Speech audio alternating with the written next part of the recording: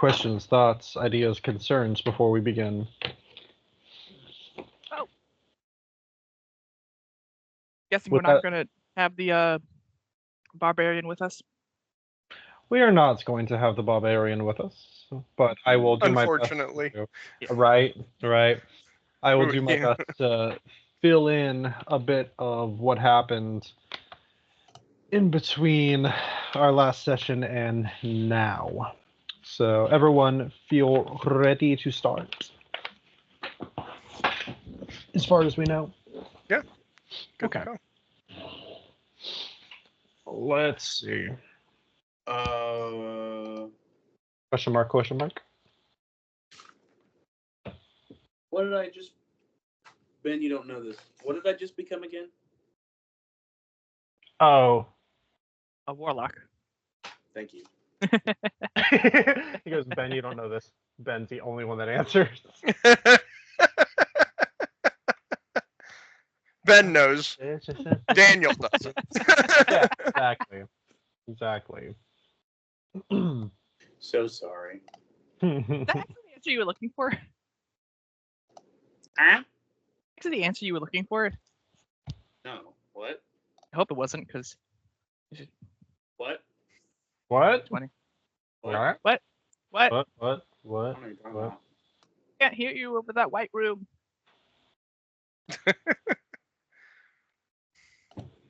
Oh. Oh. You look like a fish I've seen at the aquarium before. I feel like he just ran across something on the internet that he needs brain bleach for. Nah. Camera turns around, it's just a bunch of pictures of me on there. It's like a sleeved Monster Reborn. It's censored. Sleeved Monster Reborn up here for some reason. Wow. I don't know why. Oh, I mean, I could sit here and just start pulling off Yu-Gi-Oh decks. I got a whole bunch of them sitting right here on my desk.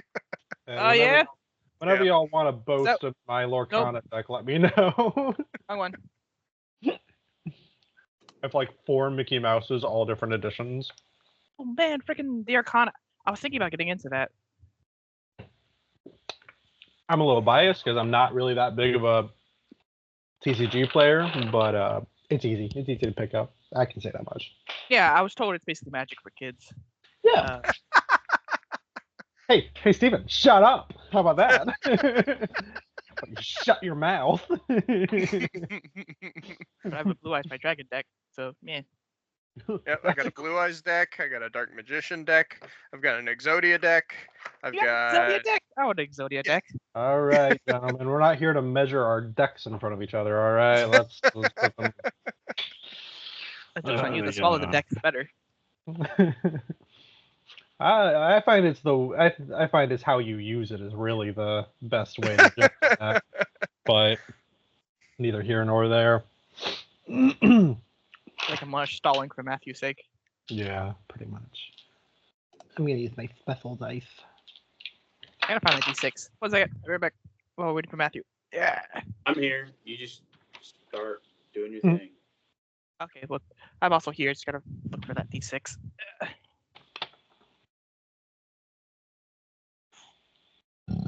Excuse me. Ah. I roared. Ah, that's what that noise was. Oh goodness.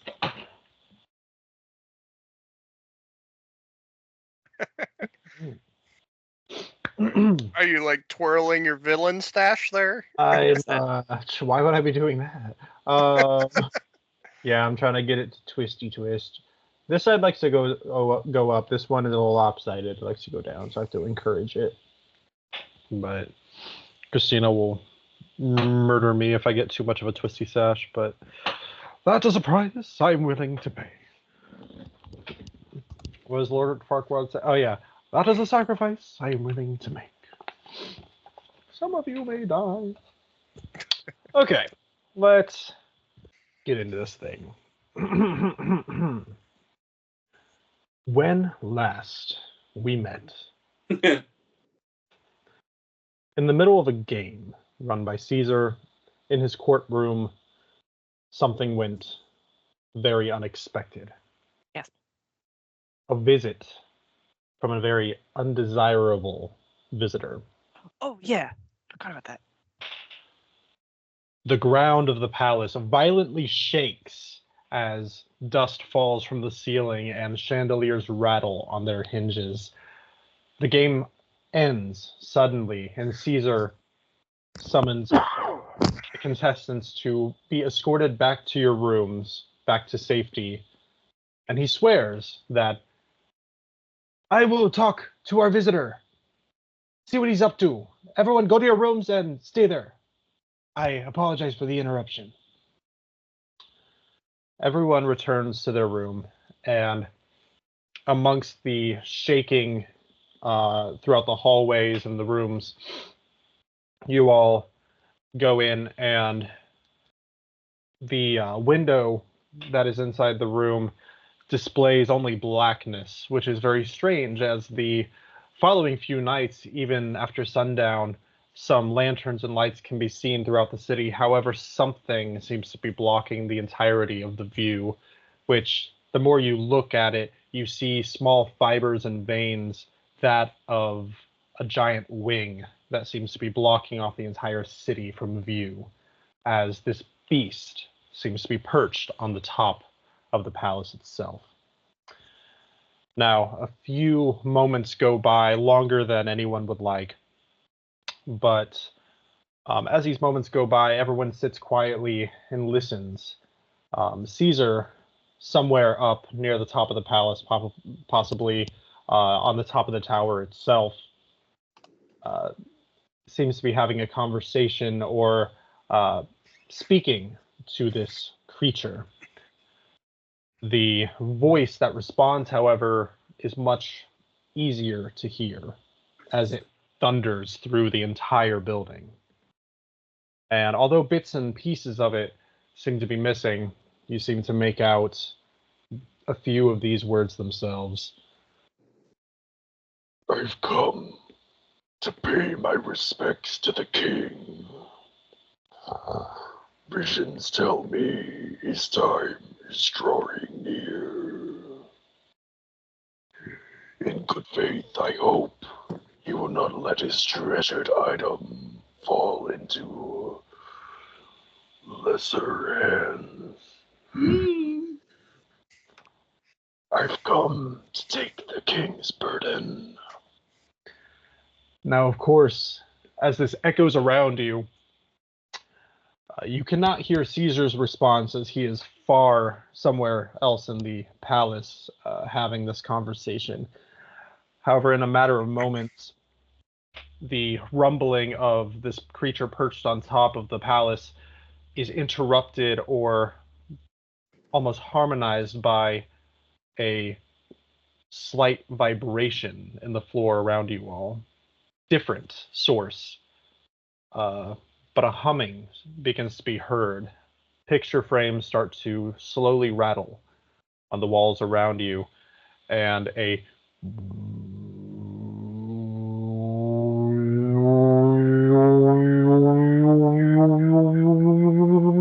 starts to build and crescendo throughout the entire palace. All of a sudden, a flash of white-blue light pierces through the window, stunning you all very slightly for a slight moment. Your vision is temporarily affected by this flash of light, and you hear the beast on top of the palace just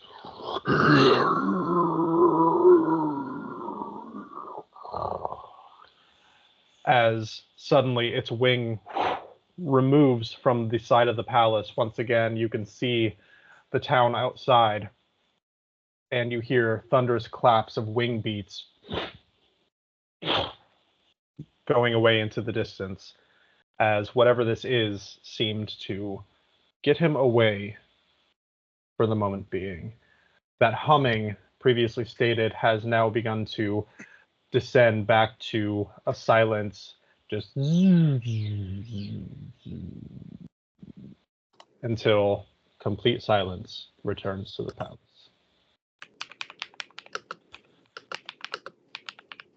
What the hell was that? Hardy says. Things are afoot. Is everyone okay? Everyone I guess seems so. to be. Speaking of, while we were being escorted away from the games, did we see any other of the participants? You did not. You did not. That being said, there is a on the door. I to open it. You open it, and let me recall my notes so I'm not steering anyone wrong. Hank and Sarah, the two performers that you had spoken to before the last game, enter the room. They both look very roughed up. New burns on their flesh as it seems like they've encountered some wounds, but they walk in nonetheless. And Hank, still bearing Daniel's shield in his arms, walks in. How's everyone doing? That was strange, to say the least. Yes. Our game was interrupted by Amake, but I glad to see you guys made it through yours. Well, we can say the same for you. And Sarah also agrees, and she goes, consider yourself lucky. There was 6 other rooms to go through. The first one was certainly the easiest. I hate to say it, but I believe we might be the last contestants of all the games that made it. What? Mhm. And with that, there's definitely a bittersweet air that fills the room as it dawns on everyone that as much as you guys did succeed by technicality on the last game, this now puts you in a compromising potential situation for the upcoming game. Hank speaks up about this. These games, they keep getting more dangerous. And I tend to believe that we're bound to be in direct contest with one another. Would you all agree on that? It seems so. Logical deduction.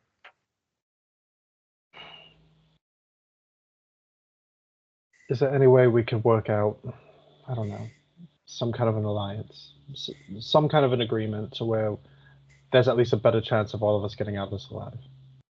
The two of us, if it came down to combat, have no chance against all of you. In fact, we wouldn't have made it through the last game without you. And he actually takes the shield and hands it back to you, Daniel, and you can see it's scorched with flames and has a few dents in it and some scratch marks, like it's really been used up. I'll take it back and well, I see 2 options for all of us surviving. One, we join together as one group and hope the king lets us all survive if we all become the singular group. But something tells me that the king's insanity won't allow that to happen and wants the final game to happen. Hardy's going to jump in, and I second that, Daniel. This king is a lot of things. Fair is definitely lower on that list of things. He wants a final showdown. We all know that. He's not going to let us all join in. That would ruin the fun for him. The only option for us to survive is if we end the games ourselves. Or That sounded really badass, Ben. I could offer these fine gentlemen a deal. And no matter what happens to them, they would be unscathed by the end. It's honest not to exclude you from our group, but I think all of us made it very clear none of us are taking any of your deals at the beginning. No They offense. are not part of the group.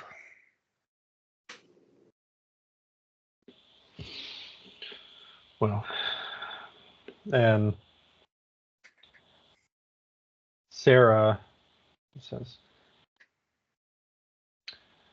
I see based on your aura, your deals are probably very powerful.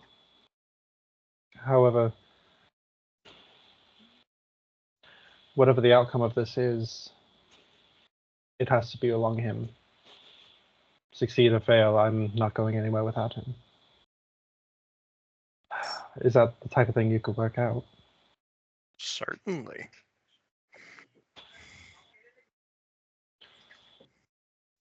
And Hank just, for everyone's kind of brainstorming right now, and Hank says, well, based on the pattern things have been going at, it seems like our next game will probably be at sundown tomorrow. I have to guess, if not later. Aomaki's arrival probably threw some things off plan just by a little bit. Is there any kind of time restriction to considering your offer? None whatsoever. You could be up to the minute of the game if you wish. Just consider. I must intrude. What would it cost them? That would be between me and them. Well, we will we'll sleep on it. Thank you for the opportunity, at the very least. As for the rest of you, take care of yourselves, please. Things are getting out of hand, it would appear. But whatever happens, please know that in this next game, you've earned our respect. So, thank you for the chance you've given us so far, and best of luck to you. Really, we mean it. And they both kind of nod. Does anyone else have anything else to say to them before they head back to their room? No. Okay. And so they... Oh, yep, I saw the finger. Yep.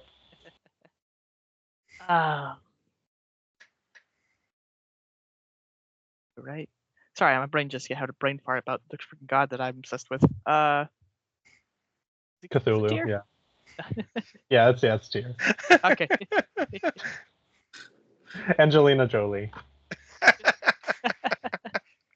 Taylor Swift. Where did all these kids come from? Well.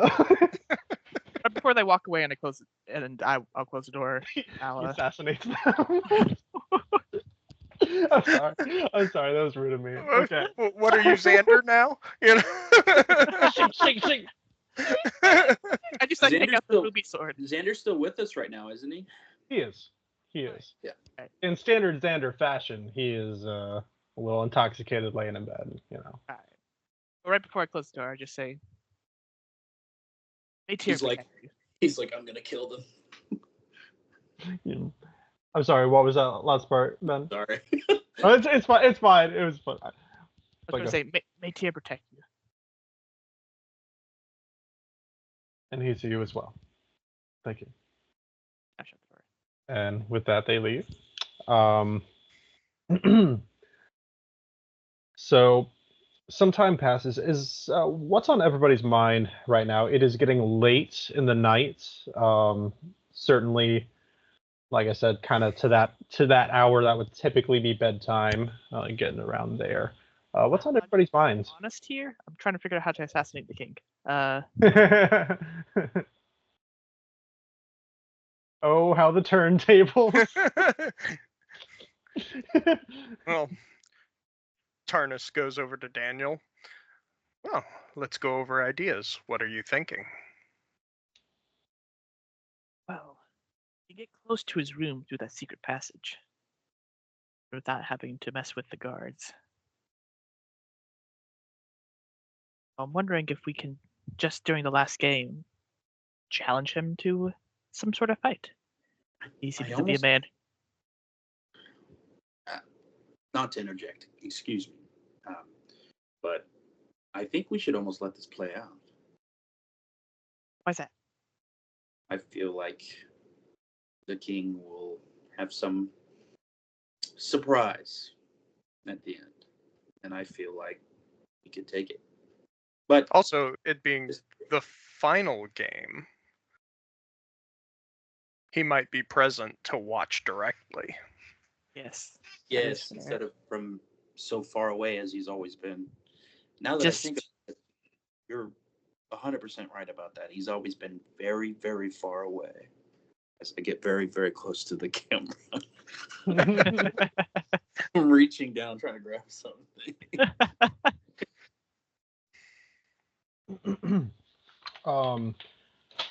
And yeah, I would say Artie's thoughts on that, or it seems like he's well prepared for several different aspects of this. When we're roaming the city, we know his eye is on us. He's watching then. Somehow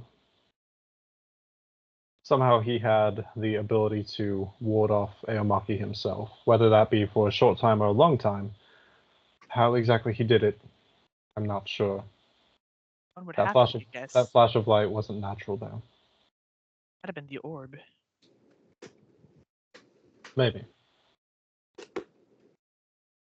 Or maybe the science that he took from at the point up to Matthew's screen, and then it went down when he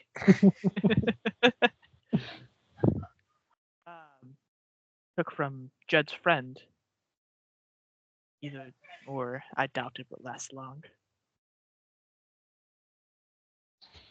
Even if it can repel Aomake, he has cult members in that night that can do his bidding.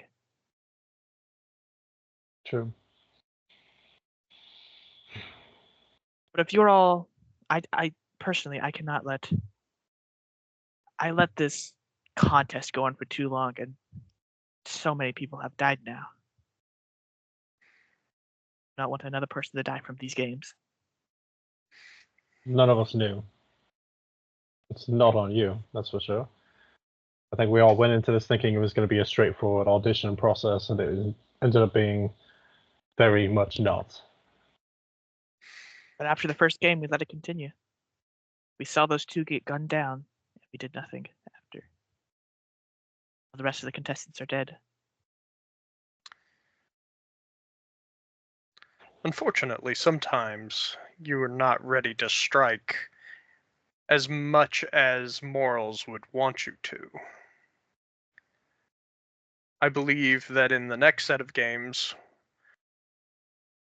we could attempt a faux fight with our opponents, make it look good. And then all of us, including our opponents, turn on Caesar. If you are willing to take that gamble, I will not argue. Just hope that you are right in your assumption. I think it's the best chance we have at this point. Jed, what do you think?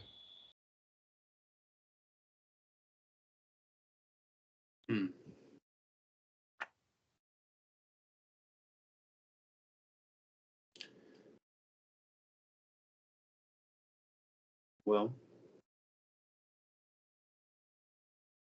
I don't have complete grasp of my thoughts. I think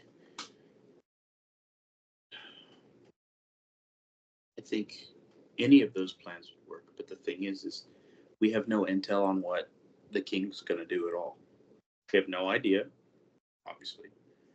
And I think that we're going to have to almost put all plans into motion and then pick the one that best fits and riff, if you get what I mean. It's very Bard of me to say. But in all sincerity, I think it makes sense to go in with good idea, but I don't think we should go any one way or another. I think something will change it when we get to the situation. And we don't have enough, information on, like I've already said, to just say, oh, well, let's turn on him. Well, what if this orb thing decimates us? Or if we win, will he say, hey, come to my dinner? And he sets it down on a pillow. We don't know what will happen. So it might be smart just to go through and see what happens. That's my point. If you all have better points, that's perfectly fine. No, I think that's a fair point. I think we are beginning one potential issue. We still need to find Martha.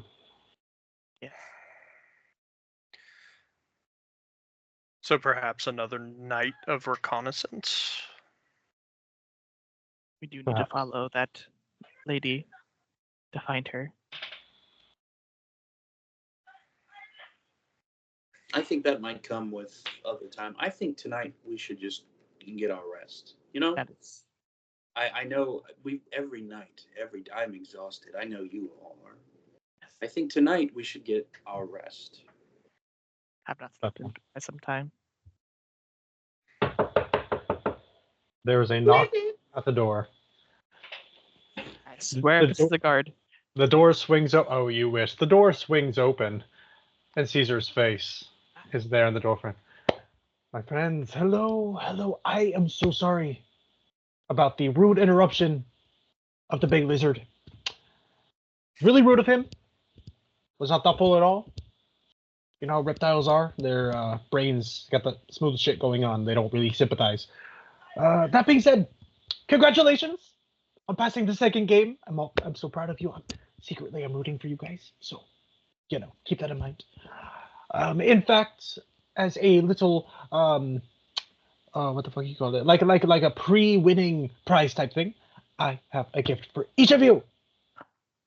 A gift for each of you. So, get some rest tonight. Eat some food, drink some wine, relax, enjoy your gifts. I will see you during game time tomorrow. Any questions for me? May we hear about what the game is early? No. Worth a try. You miss every shot you don't take. I'll give you that much. But in the meantime, have a good night. Relax. He won't be coming back for a little while. We reached an agreement. So, no worries there. Well, thank you for all your efforts, my liege. Of course, anytime. And who the hell are you anyway? I'm Flint. I was in the games with these fine gentlemen. Yes. Okay. He wasn't here for the first game, but thankfully he is with our group still. Of course. Anything to make the family bigger? You know how we do around here. And just when I thought your group couldn't get any wider, here this guy is. But seriously, welcome to the group.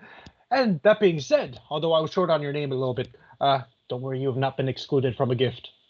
I have something for each of you. So, please. And he claps his hands, and a guard brings a big old wooden box and puts it down. It's a hefty box. It's a pretty hefty box. And sets it down in the middle of the room. He goes, "You will have a good night. I'll see you tomorrow." And closes the door. And Artie's just like, "Oh, what the hell is in this box?" Guess I'll open the box. Okay. What's in the box? What's in the box? Let's find out. There is 5 individually wrapped smaller boxes within it. There is one that says, well, I'm not going to say that, but there is one that is labeled appropriately for each of your known names. There is one for Daniel. There's one for Jed.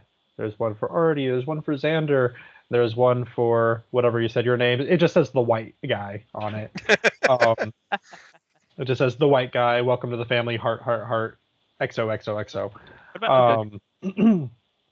So yeah, Artie will help Daniel pass out each of your individual gifts. Who wants to open your present first? Oh, what about okay, just out of curiosity real quick, what about Uggug and Umug? Blood? Umug.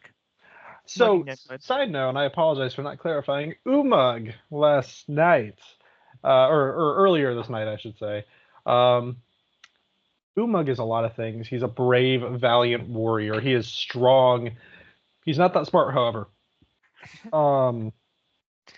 In a sheer panic due to the trembling palace around him, the guards themselves were a bit helpless to control him when he sprinted out the front door in a panic away. So at this point, who knows where Umug is?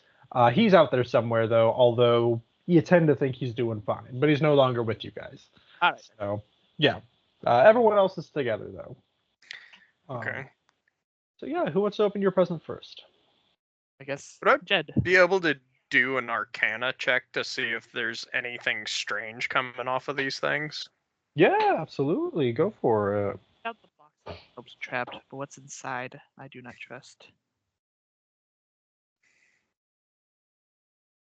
Natural 20, 23. First roll.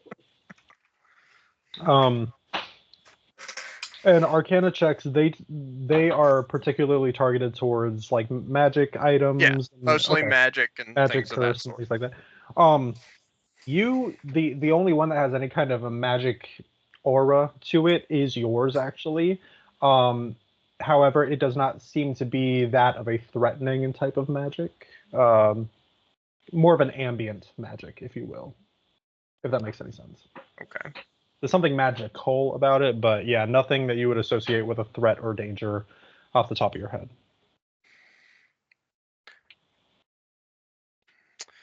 Well, at least from an arcane standpoint, they seem relatively safe.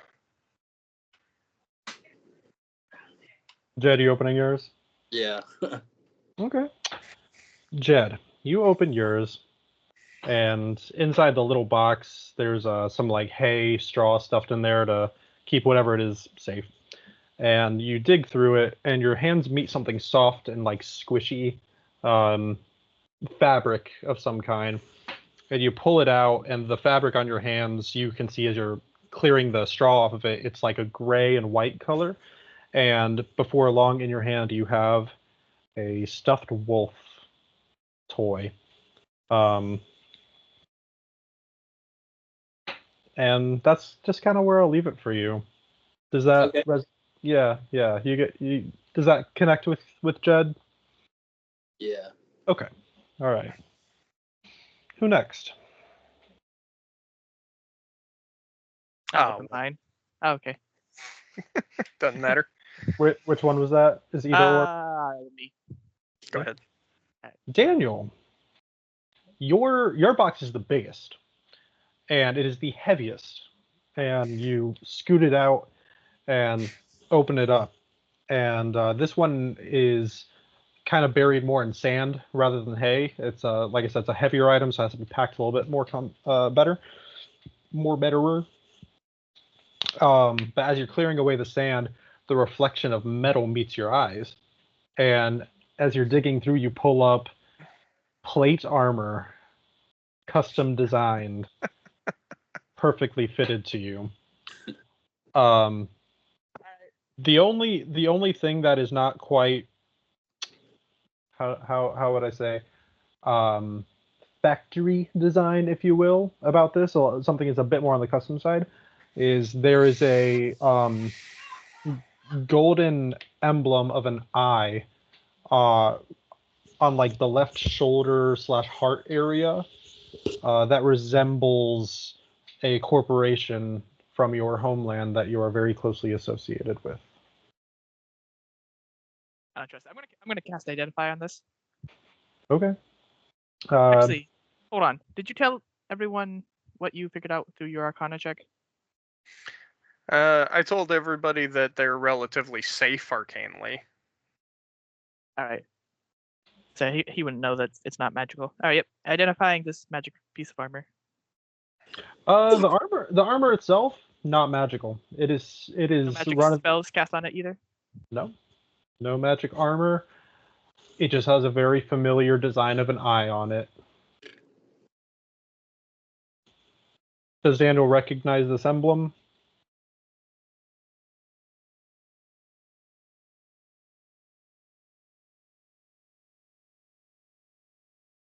Thanks. Do you want to roll a history check? I'll do that just in case That's I'm okay. being very Yeah, that's stupid. fine. No, that's fine. That's fine. That's not good at all. Here, I'll give you advantage on it. How about that? All right, thank you. That's a lot better. 2. Instead of a 1. 18. 18. It is nearly a exact replica of the emblem of I-Core, the detective agency. No, not that one. I-Corps down the road from your. No, not that one. Oh no, I work at that Hey, place. welcome to I-Corps. Yeah. Can we get a dish, satellite? Installed? Yeah.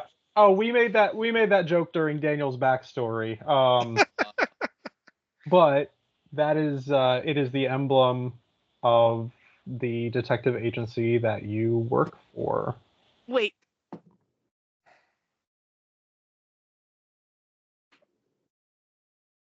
That's bad. He's cooking. No, that's bad. He knows who I am. I believe Caesar has done quite a bit of research on all of you. I'll pick up the wolf and be like, yeah, obviously. Wait, that's a stuffed plush. What does that mean? And I'll just be like, he knows me. That's what it means. And then he'll put it in his bag. Artie at this point is also, he's very wary about his, because he has like the smallest box. It's about yay big, and he just kind of opens it up, and there is a custom leather, looks like a dog collar in it, and there are letters embroidered on it. And he reads it, and you kind of see his face go pale for a second. Am I able to figure out what the letters on it are? You want to roll a perception check for me? Roll a perception check.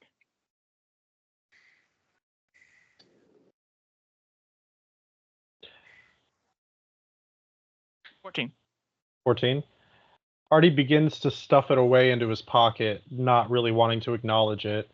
The letters that you see spell out, though you read it just in time, it says, "They are bound to find out."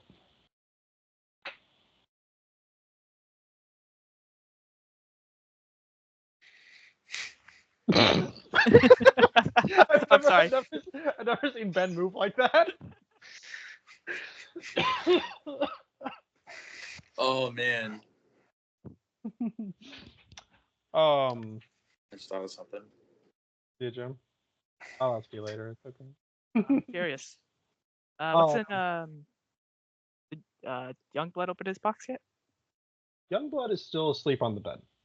Oh, okay. I'll open his box. I'll open it. Which one of you would like to open his box for him? Jed opened his box. Jed, you want to open it? Yeah, sure. I'm just. Okay. This box is actually just about the same size as Artie's box. Very light, though. Like, you actually kind of debate if there's anything in it at all. You open it up, and as you open it, it just kind of overflows slightly for a second with small white flowers that just are stuffed inside, and they're very aromatic. They smell wonderful. And roll me a nature check real quick. I think that would be the right kind of check to do on identifying flowers. Maybe not, but we'll find out. That makes sense. One second. Yeah, you're good. Nature or survival, but nature makes more sense. 21.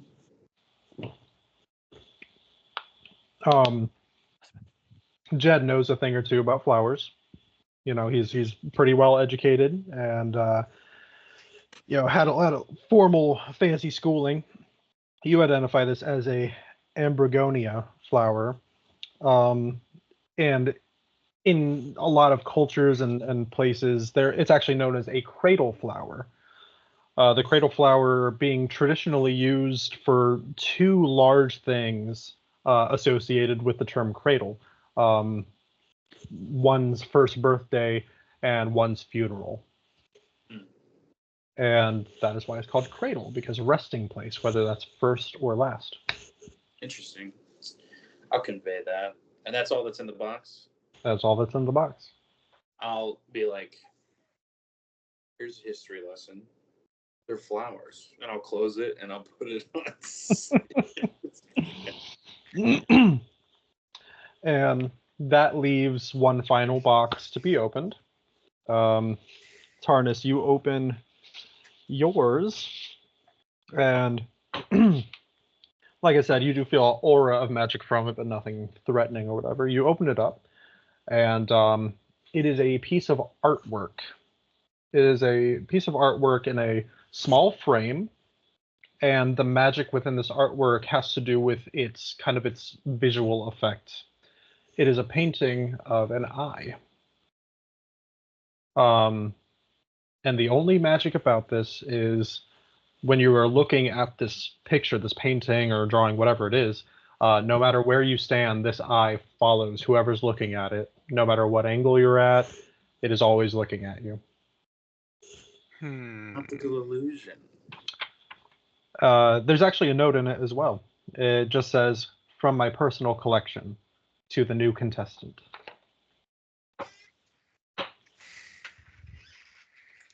Interesting. Indubitably.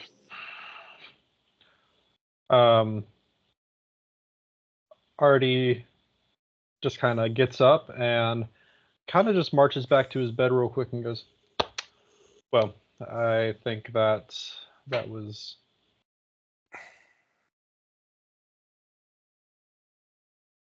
We need to kill him.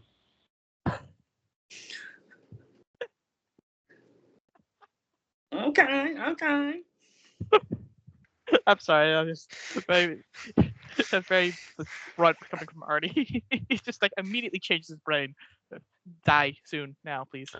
Maybe we should do something else. And then he like turns and he's like, "Oh, I want that motherfucker dead.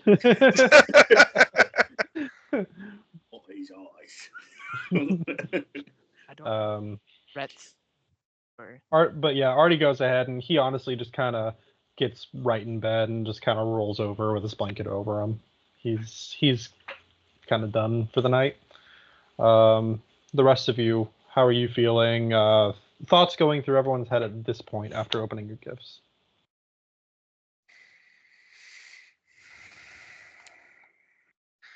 I believe for me, this might have been a message of some sort. Mostly that I believe he will be watching me. Although it is a very nice piece. Nice little enchantment.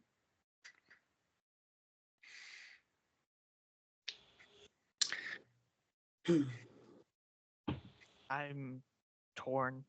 I've armor that I've been going for this entire time, given by the man I hate the most. Not only that, somehow made this armor made somehow into a threat of some sort. I'm interpreting it.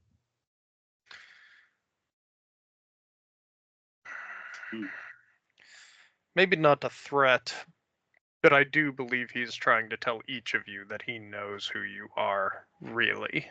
Not just a disguise or a fake name. He knows who you are. He knows where you come from. And he knows what you bring to the table. But honestly, the biggest wild card here is myself. He knows little of me, and I've worked very diligently to keep it that way. fact of the matter, that's what you think. You do not know what's inside of his brain. Truth. I have no idea how he found out about me or about Jed. I know little about also. Were you gonna go ahead, Matthew? Were you gonna say something? I have no. real quick, Artie does roll back over to where he's still in bed, but you can all see his face. How did he know if we were lying and telling the truth on the first game? The orb. Has to be. Has to be. I've never seen a circle of truth that, or what is it called? Circle of truth. I've never seen a circle of truth that big before. It wasn't a circle of truth. It was too far away. I know exactly. Would know if it's a circle of truth. Trust me, I can cast it. I would have felt it. I feel. Daniel. Yes. Roll me a history check. History check. Mm-hmm. Was it even in the container? Let me try it again. What? Oh, that's a 3. Okay, That's a 3. that's a 3. Okay. You Anyway. in particular feel there is a missing piece to this.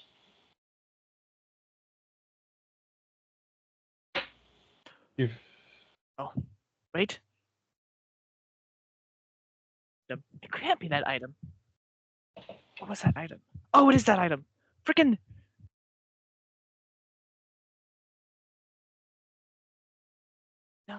No. Saying this to them now. Long ago, 3 words. my very first case, I rescued. Briefcase. Oh, I somehow did not get the charades joke until like just now.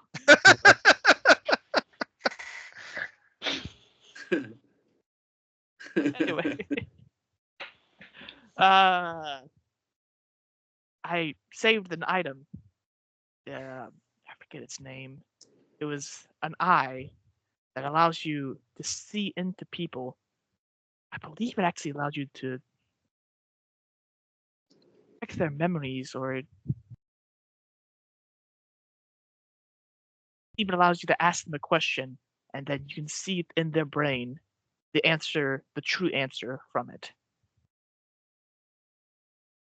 It's quite a powerful object. Doug, go ahead. Oh, hey, Ben, I texted you the name of it. Oh my gosh. I remember the name of it. The Eye of Tyr. Oh yeah. I'm going through my files now. I mean, you were right. You were right, but I should have remembered that. It's the Eye of Tyr. I should have remembered that. Anyway. Yes. Got a The tear in Eye. your eye? Don't cry. shut Out up, of that. Jed. That's really funny. Yes, but the Eye of Tyr. I have no idea how he would, if he got a hold of it now. It was all the way in the city that I work in. I can't remember that either. Wow, I didn't write these things down. I've Where nothing are you backstory written down. from? I don't know what to do with my hands. I'm from that place. Yeah, I just picture pops can't up. remember. I cannot remember. I apologize. It's Luxador. Luxador. I remember. Anyway, That was cool. I realize it. That makes the most sense about how he's doing all this truth thing wise. I mean, we got told like the names of all the orbs, right? Like we have like the orb of creation, the orb of languages. Like all of them have a name like that, right? Yes. I don't believe you guys have been told the latter two. Though. Oh, okay. You kind of discovered them as you've Discovered them. come to possess them. So, Yeah. But yeah, kind of in conclusion of all that though, Artie kind of rolls back over and just says, "If he already knows who we are, I say we face him as ourselves." Jed, do you have a bow?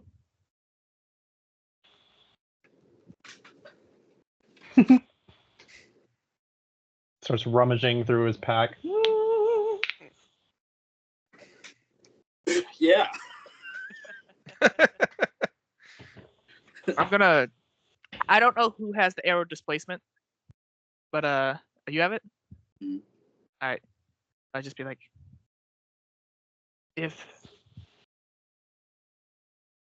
the last game, if we're forced to kill the other group, I want you to fire that arrow straight at him. But grab I'm gonna call it the ruby sword. I know that's not what it is, but stab him with this.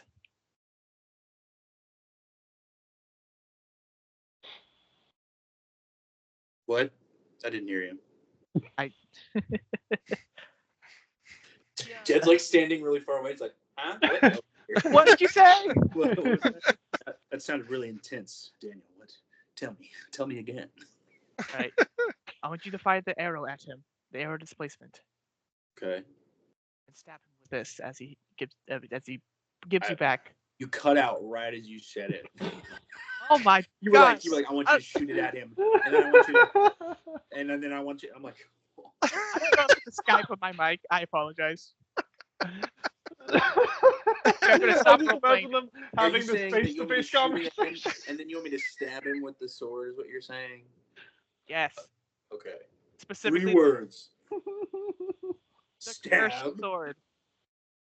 Stabby, The stabby, red killy, bloody killy. sword. I want his soul inside the sword. All inside the sword. That sword. Say that 10 times fast. Take it from Youngblood into your hands. Youngblood gets drunk. You have arrow, so.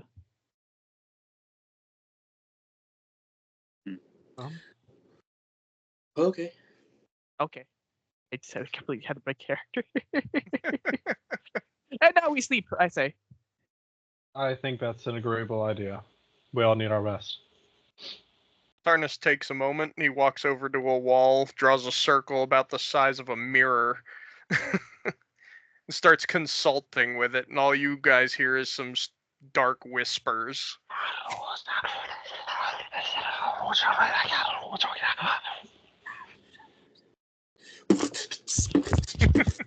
It's free real estate. He also puts his piece of artwork in the portal. Awesome. All right, so everyone's calling it a night. Question. Yes, Just like a random question. Were you Random speaking Infernal? Yes, but it's being masked by the whispers. I was about to say, he's whispering. May I attempt to overhear it since I indeed speak Infernal?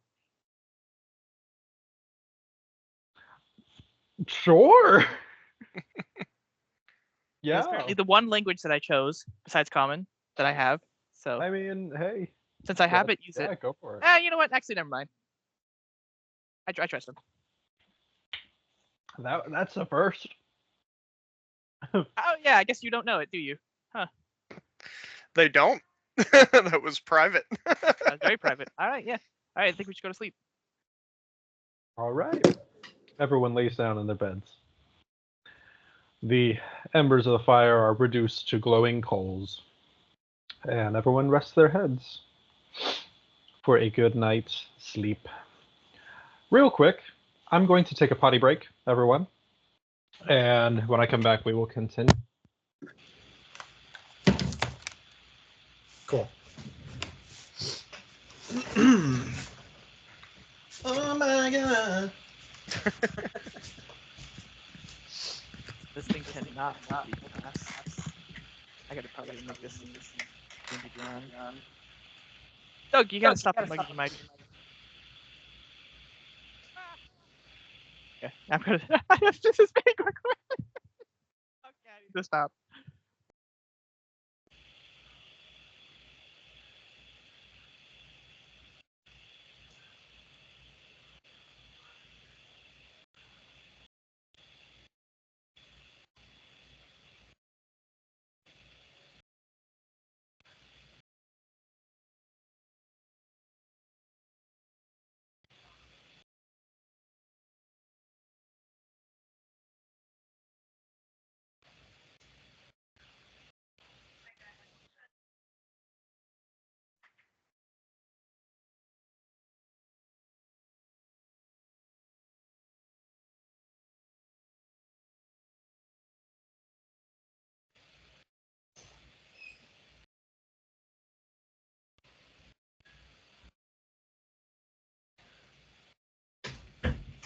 You like my soul, so my diamond sword. You cannot afford for my diamond sword. Even if you're God, I have a patent.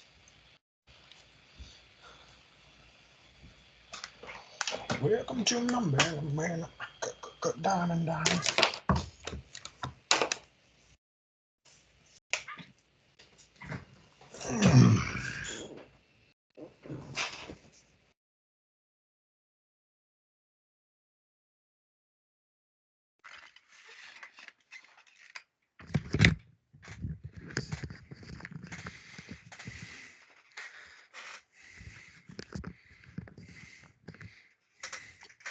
finally dark out.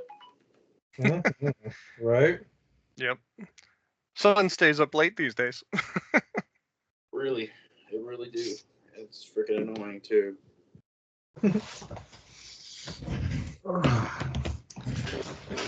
How's everyone feeling so far? Good so far. Good. I feel like we're still just in the very beginning of this, though. Oh no, we definitely are, but there's a few things to set up. Oh yeah. Wink, wink. Nudge, nudge. Tickle, tickle. Oh, I mean, Tickle, tickle. tickle, tickle. That's I how. gotta That's admit, how. That's how I get it my was- guy friends' attention. Give me old tickle, tickle. It was pretty funny every time he tried to tell you his mic just. Go. He was like, "So here's what I want you to do. I want you to shoot the arrow at him, and then I want you to, and then when you get close." And I'm like, all right, how do I fucking RP this, man? Like, sorry, the fire is so loud. What was that? You know what's funny though? I sympathize with Jet because that's how I am in real life. People Oh, tell me yeah. like, I Can you said repeat Yeah, that? I didn't yeah, process any of it. And then they're like, why are you laughing? I just told you my grandma died. And you're like, oh. Ooh. oh gosh. the Yeah. trauma, I blocked it out like as you told it to me. Yeah. Jed was just disassociating a little bit. Oopsie doopsies. He's got heavy things on his mind right now. Yeah. He rolled a nat 20 in the tism. How retarded am I? That's not what I said! Cancelled! It's you just rolled a a three? word. You rolled a I'm 3. not calling anybody a mean name. You can call mean names, but careful, I might be aroused. Yeah, I'm into that stuff. Stop! Don't yell at me, I'll come. Joke's on you, I'm into that shit. Oh yeah, well you smell bad. You're like, Oh. when someone says fuck you, you're like, yes.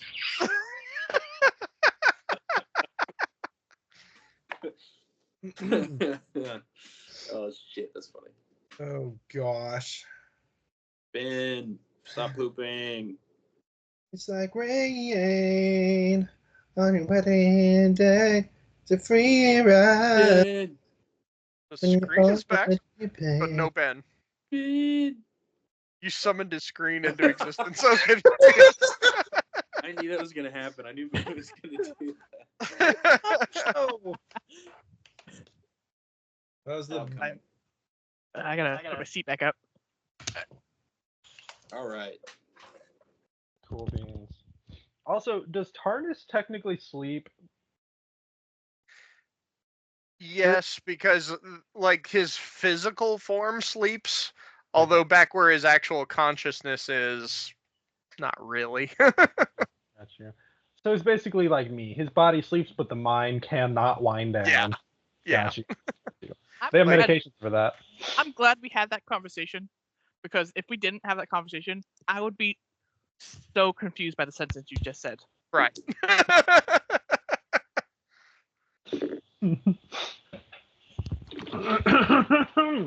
Goodness. All right. Well, the night seemed oh so short and yet oh so long at the same time. Night turns to morning as the sun breaks over the horizon and creeps into your window. A knock at the door. And as old Letty wheels her breakfast cart into the room, full of scrumptious meals for each and every one of you. Well, how did everyone sleep? Nasty weather we had last night. I could hear the thunder rumbling through the whole palace. Here's your Diet Coke, honey. I just take this Popeye. Here's your Adderall.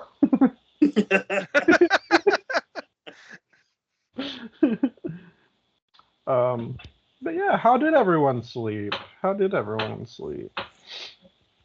Restlessly, probably. I know it probably Hmm. already did, and I know definitely I did.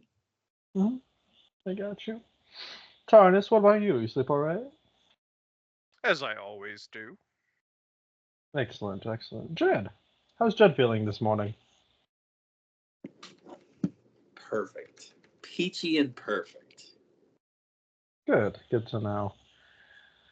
Artie was, he slept all right, at least through the whole night and everything like that. Daniel, would you do me a perception roll real quick?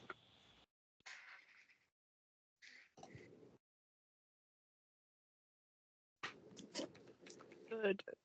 Not good at all. I believe that's an 8. Let me double check. Yes, that's an 8. Okay. Nothing seems too out of place this morning. It's another morning at the palace. Everyone grabs the trays of food. Let's see.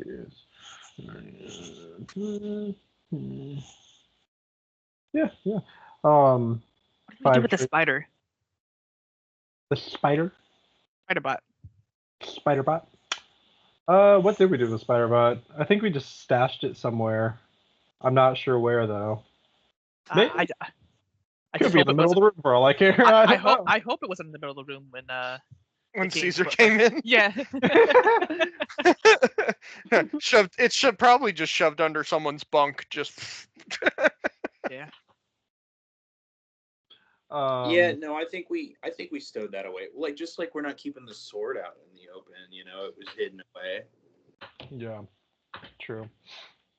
But yeah, everything seems to be in place as far as the eye can see. The 4 of you get up and start getting ready for the day, and Artie just says, 4 of us. "What's that?" 4 of us. Yes. Where's Youngblood?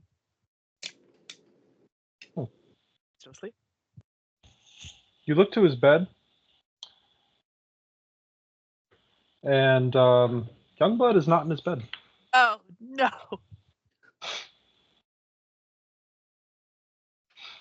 Yeah.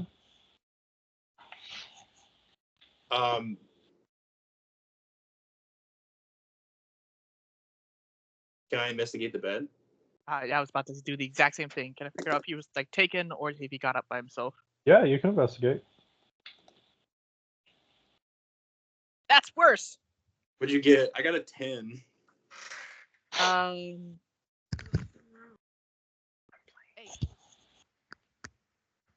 A 10 and an 8 is what I'm hearing. Yeah. All right. Both Jed and Daniel, you're examining the bed, and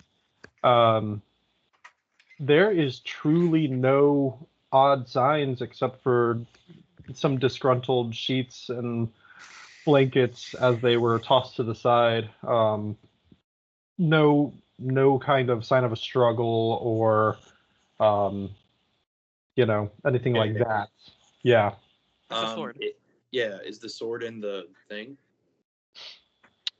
No. The sword's gone. Awesome. Shit. But nothing looks like disturbed. Like it looks like he just left. It genuinely looks like he stood up and walked out sometime last night. So Jed will take a deep breath and go, he freaking left. He would have freaking left. He would have. No, but I'll look over at Daniel and I'll be like, he left. And he took the sword with him. Again. I'm sure he had his reasons, but He always had reasons. Of course, Right. now it seems that our plan might need a bit of a touch-up. seeing as how that was a pretty crucial part of it. By tier, I hope there was a really good reason because we need that sword. I hope it's okay, because I'm going to kick his ass when he comes back. Me too. Oh, that's not a. Well, hey, should we search for him? Any news about the games from like Whispered Walls? Any yelling from the king? There's been no updates of any kind that you know of. However, Letty's still being in the room, wheeling around food and everything. Kind of hears in on bits and pieces of this. Oh, your friend.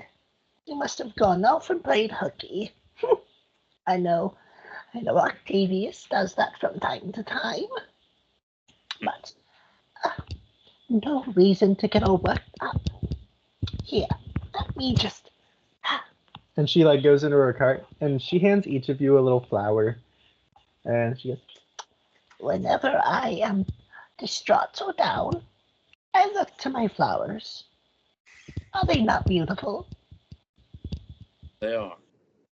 Mm. Tarnus like smells it, you know. I thought Tarnus was smoking it. Just like rolls it up and. I starts, mean, like, she said, Would you partake in this icky sticky? that's round. what's that? What? 10-9? What did okay, you say? 10-9 means repeat. It's a word. Yeah, I didn't process that. What was that? Oh, I just said like pass that round. Oh yeah, there we go. Everyone just gets high. Everyone's yeah. Blazed. Already starts playing some reggae in the background.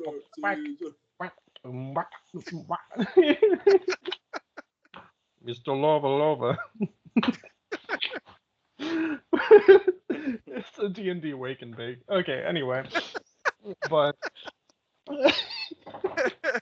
we don't talk about my past life here.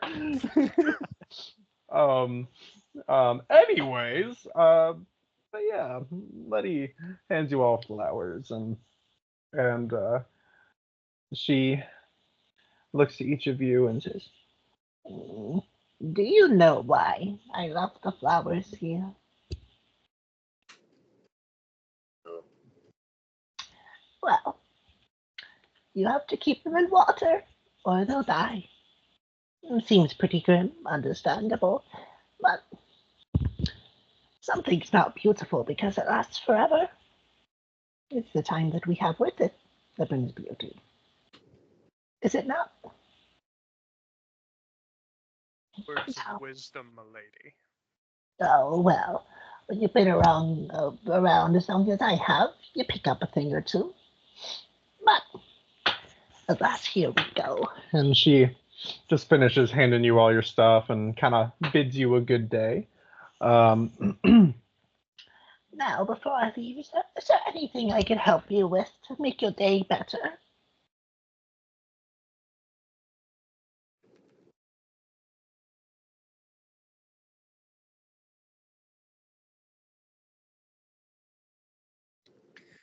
Just keep being your charming self. Oh, you'll make me blush.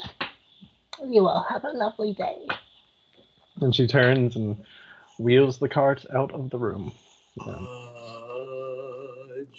Here we are. Yeah? What's that? You're good. Is there something to be brought up, or are you just looking at something else? Let me look at something. Yeah, you're fine. Damn it, never mind. Okay. Your stunned silence is very reassuring. But after that, yeah, we just kind of come together as a group, and Artie just says, "All right, well, we have a few things that we could do today, so we need to make the most of our time. because it seems that we're running out of it. So, what should our first priority be? We need the sword back. We know that. We also need to rescue Martha. And if we can, we need to discuss a way that all of us can get out of this last game alive. Maybe we should examine the secret passages more thoroughly. One thing is, while we're in the secret passages, perhaps we can overhear some conversations. Try to figure out what the next game is. We saw Perhaps we saw the last game being set up, so I believe we should split the team. 2 go in the passages and the other 2 attempt to look for Martha. And we'll all attempt to keep an eye out for Xander. That sounds like the most productive option. Who's going with who?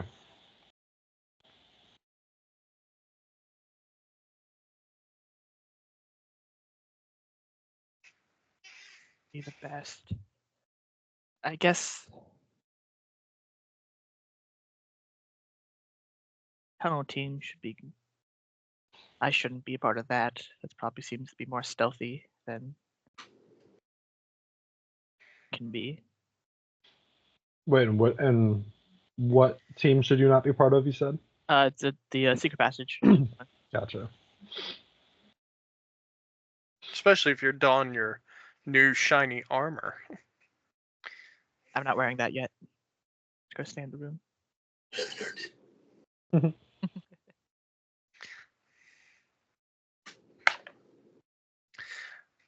I shall go in the passage. Who's going with me? Yeah, sure. I suppose I'm quiet enough. I should go. Well, so you all take on your quest for whatever you can find out, and I guess Daniel, you take the lead, and I'll follow you. All right. And we should all try to regroup here, say by, I don't know, noon or so. Agreed. All right. So with that, the 2 of you taking the passage, do you just want to use the portrait like last time, I would assume, and go on in there? Awesome. Yeah. Okay. So just to set up things the best we can, and to save a little bit of time, if you guys would like to text me like points of interest, like where you would like to go just beforehand, so I can get some things like mentally prepped, I'll go ahead and start on me and Daniel's direction, and then we'll kind of come back to that. Is that reasonable, or does that sound kind of ridiculous? It makes sense. Okay. Works for me. Yeah. All right. So while they're doing that, Daniel and Artie, we take to the hallways and work our ways down. So, Daniel, what is your first? What's the first thing you are in search of, or the first kind of goal that you're seeking out? Well, first things first, I guess. The old lady, is she still going room to room, giving out food? She is just getting to the end of the hallway, about to go down the stairs and back that direction. But as it is morning now, a lot of the guards are kind of doing their own thing. They're not really guarding as much as they were at nighttime. So we're just following behind her. Is that our plan? Right now, yes. Okay. Just- Yeah. So the 2 of us kind of keep a distance behind her, and yeah, she makes her way down the stairs and goes towards the stairs across the way from us. If you remember the night that we discovered the portrait puzzle and all that, there was a set of stairs over there that Jed kind of ended up guarding for a little bit when he was in his disguise. And yeah, that's kind of where she ends up going up. She leaves her tray at the bottom with a few things on it still, and she just kind of heads up and goes through that door. What would you like to do off the top of your head? And obviously, if you need more descriptions on things, just let me know. Like, do I see this, or can you describe this for me, or How many whatever. guards are around the main room? There's one guarding the main door, and then 2 at the courtroom entrance. That's all you can see at the moment. Guess for now I'll go. I'll keep following her, and I'll go up those stairs. Okay.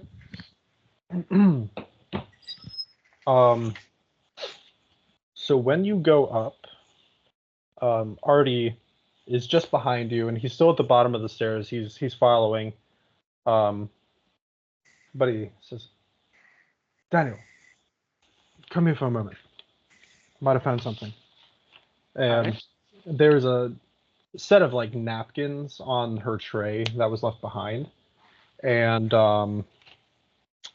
the napkins, one of them in particular, has a series of 4 numbers written on it, and it seems to be in Letty's handwriting.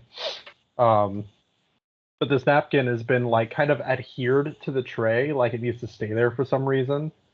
The numbers in question being 5, 8, 13, and 3.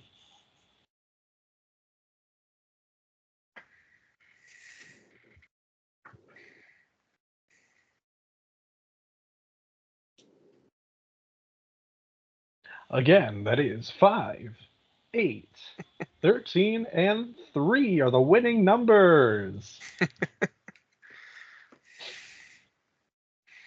But yeah. And Artie just says, like, I wonder what these could be for. Maybe the numbers she has to remember for something.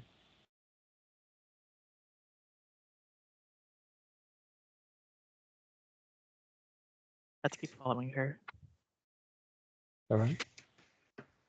Now, when you go through this door, are you wanting to be stealthy, or you just want to go ahead and walk through as there's no guards around? A little bit, little stealthy. Try my Little best. Do you want to make a stealth roll, and Artie will do the same? Let me make sure. Do I have disadvantage right now? Because of your armor, you mean? Yeah, I think I have chainmail. I think I actually have disadvantage. Gotcha. Check. Yeah, that would make sense to me. Ooh, Artie rolled really well. Got a 22. Poor Artie. You got a 22 on stealth. Nice. Yeah, I can't wait to see my 2. Artie vanished out of the game for a moment. He just pulls a Nightcrawler and Yep, I get disadvantage on stealth. All right. I guess there's no reason for me not to go plate, but so that's a 3. I rolled 2 3s. So that's going to be 2.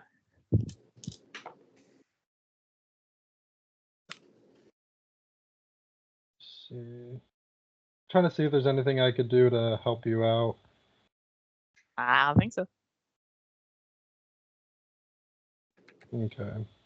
I couldn't give you any kind of like, let me see. Okay, never mind. Okay. So you said you got a what? A 2.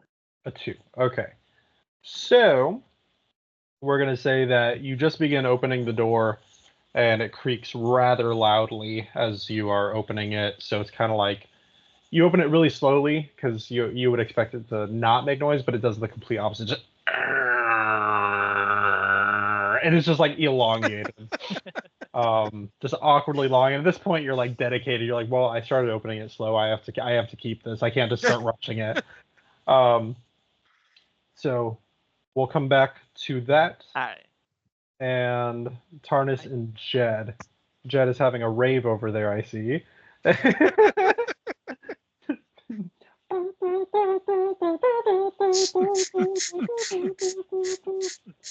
Mortal Kombat! Okay. We like to But, party here. Are you having a good time here, France? Whoa. I don't know this version of Jed. I like it, though.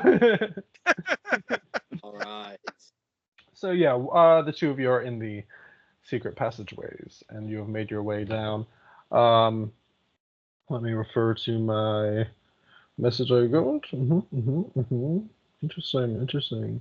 Yes. So, you're both going through the passageways. You see, like we saw before, that there's kind of like holes, that go through to all the rooms. You can see in all the rooms, and at this point, the majority of the rooms are eerily quiet and empty, as the majority of the other contestants have sadly perished in the previous game. You do come across the room of Hank and Sarah as they are discussing something amongst themselves. The noise is kind of muffled, though, as they're having a conversation. Do you care to listen in with a perception roll?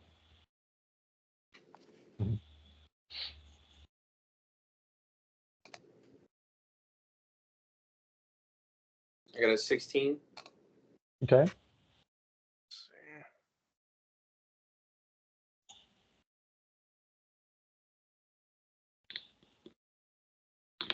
see. 4. So like Jed kind of like gets near the portrait to look through and kind of listens. Tarnus is just looking into an empty room. Yeah, well, Tarnus, your horn is a tad too long, so when you go to get close to the thing, your horn kind of creates a distance you didn't really sign up for. You're like, damn it, and like, so it's just kind of like this awkward distance. So you're kind of struggling, so you don't really hear much. Jed, while you're listening in, Hank has his arm around Sarah, and he's just caressing her arm, and he just goes, "My dear, we have to have faith. We have to make sure that we do our best to win this game. I know you're scared. I am scared as well, but we have to look out for ourselves. And if we can do that while looking out for our friends, then let's do so. But at the end of the day, I'm not going to lose you no matter what." And she nods in agreement and just says, "Well, I'm in this because of you as well. And well, it's not going to rest well with me if we don't try for them as well. None of us signed up for this type of audition. It wouldn't be right to let anyone suffer in this situation." And as they go back and forth, you can tell they're both very well-meaning. They're both trying very, very, very hard to be considerate towards you guys and your venture. But they are, in the most passive way possible, they are disagreeing ever so slightly, as far as Hank leaning a bit more towards, we need to come out of this alive. And Sarah, she is a bit more of the team player, saying, all of us need to get out of this alive. But it's not an argument. It's just a shade, difference between the two of them. For the most part, they're on the same page, though.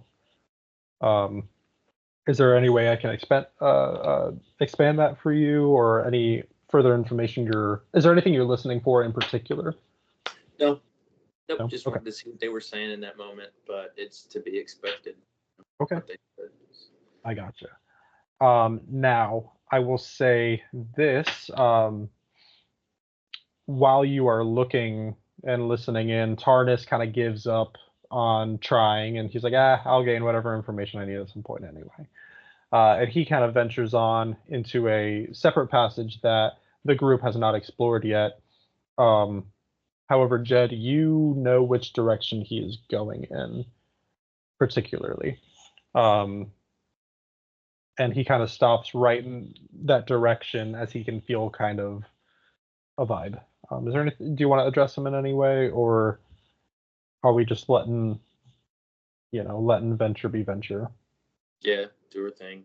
I have Okay. nothing. Yeah, I gotcha. Okay. With that being said, Tarnus, you come across a room that had previously not been opened. Now it is further away from the bedroom, so you guys actually travel. So I digress that last statement a little bit. But you go down to that portrait room. You go down to that portrait room that we encountered the first night, and there is a open door there that was not there before. And inside of it is a few new interesting things. Matthew, do you have his phone number or his contact info? Mm-mm. Okay. We'll come back to you guys. How about that? Is there anything left on your turn that you would specifically like to do, specifically look for? I'm just trying to make sure I don't share more than what needs to be shared at this moment, type thing. Just maybe more information, more Mhm. whispers here. You know, maybe something about the games. Gotcha. From where you are right now, nothing about the games. It's just like an extra room that you're coming across. However, it's a room full of furniture and very dusty white cloths that, for the most part, are covering the furniture. But it seems like a few things have been kind of knocked over and tousled with. And there are some candles in there that like recently have extinguished or burned out. You can tell by the smell of residual smoke in the room. But yeah, that's for now. That's where I'll leave it, and we'll go back. And yeah, if I'm taking too long on any one side, then just pipe up, and I'll do my best to split it up. In the meantime, Daniel opens the door, and down the hallway, which this is a long hallway with about 4 doors, 2 on each side, and then all the way down is a large portrait on the wall, not of Caesar, of something else. But there is you can't see, there is a large guard in the way, standing at the end of the hallway, who sees you and slowly starts approaching you.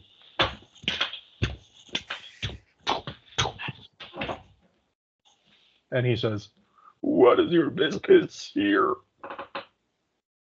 Why, I am exploring the castle as Caesar's guests. Or I don't believe any where has been restricted of me. This area is off limits. Well, who? Caesar hasn't told me a single thing, and I'm not sure if you can restrict Caesar's guests from going anywhere. This area is off limits. He just repeats it again. Darn, I forget these are people. I'd love to look underneath of one of those helmets. Keep your nasty thoughts to yourself, boy. Let me see. Is there anything you want to do in response to that, Daniel? Oh, goodness. Ow. He does hold a... Does he see Artie? No, he does not. While you are having this conversation with him, the bulk of the door was just enough to where once you got inside, his attention was fully on you. Artie, you can see him kind of peek out from behind the guy, be like, So I'm just gonna face to face to him, just keep talking to him, just like basically having a stupid conversation where we're both repeating the exact same thing. okay. If he ever gets aggressive, I'll calm it down. Mm-hmm. But as long as I keep saying the same thing and he keeps saying the same thing, I'm gonna keep this going. Got you. Got you. So you just keep like insisting, like, oh well, that kind of thing. I'm not gonna make any attempts to go further into the room. I'm staying exactly where I am. Okay. But I'm trying to keep his attention distracted as much as possible. My wife says hi. Hi, wife. Hello. I want one of those. You're working on it. I'm working on it. I have the ring. I just don't have the paperwork. Matthew's like,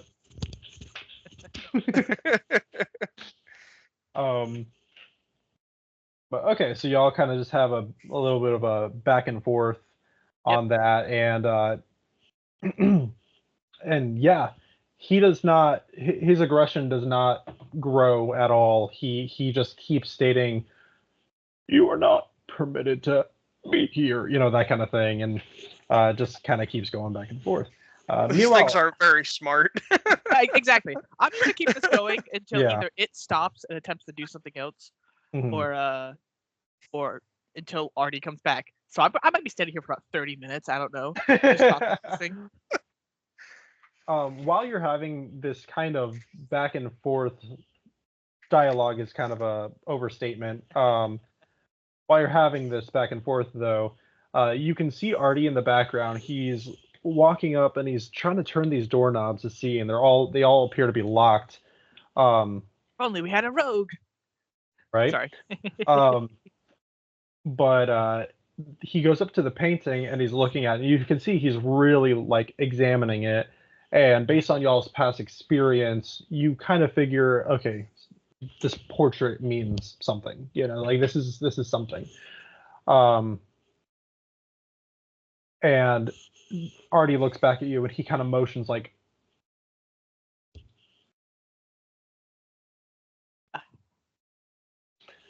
kind of motions like, hey, I need your help because this Yeah. is I got that. hmm Give me a second. You're fine. I gotta check my spells real quick. I have 2 spells that might help you with this.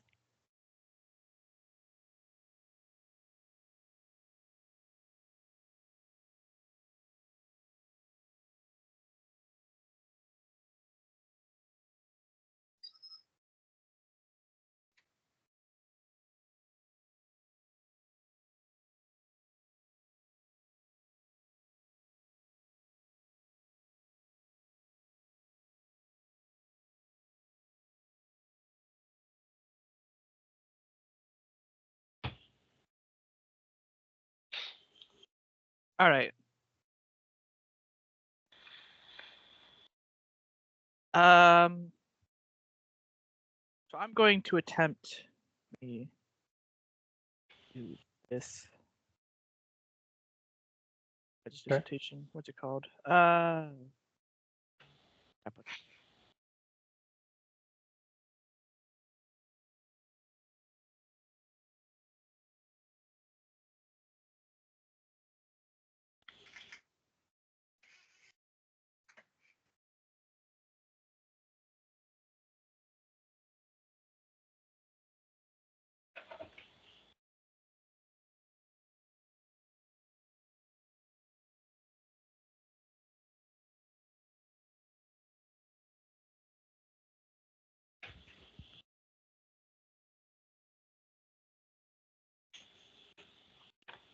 All right, yeah, I'm gonna use minor illusion.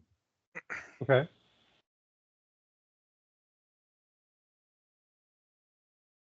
And I'm gonna have what sounds like Caesar voice, like somewhere down the hall, just say, "Oh, let him pass." Gotcha. So yeah, a perfectly imitated voice from inside the room of Caesar Yes. bursts out, and he goes, "What the hell are you doing? He's my guest. Let him in." Like that kind of thing. And the guy just, "My apologies." And he stands to the side and moves like that. Right. So there you go. Good thinking. Now we're gonna flip back again. We're gonna All right. flip back to the Azales.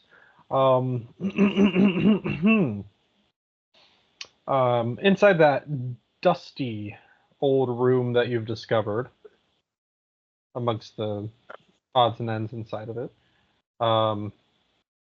do you guys talk about anything, or do you just want to move on to a different room, or anything you want to do in there?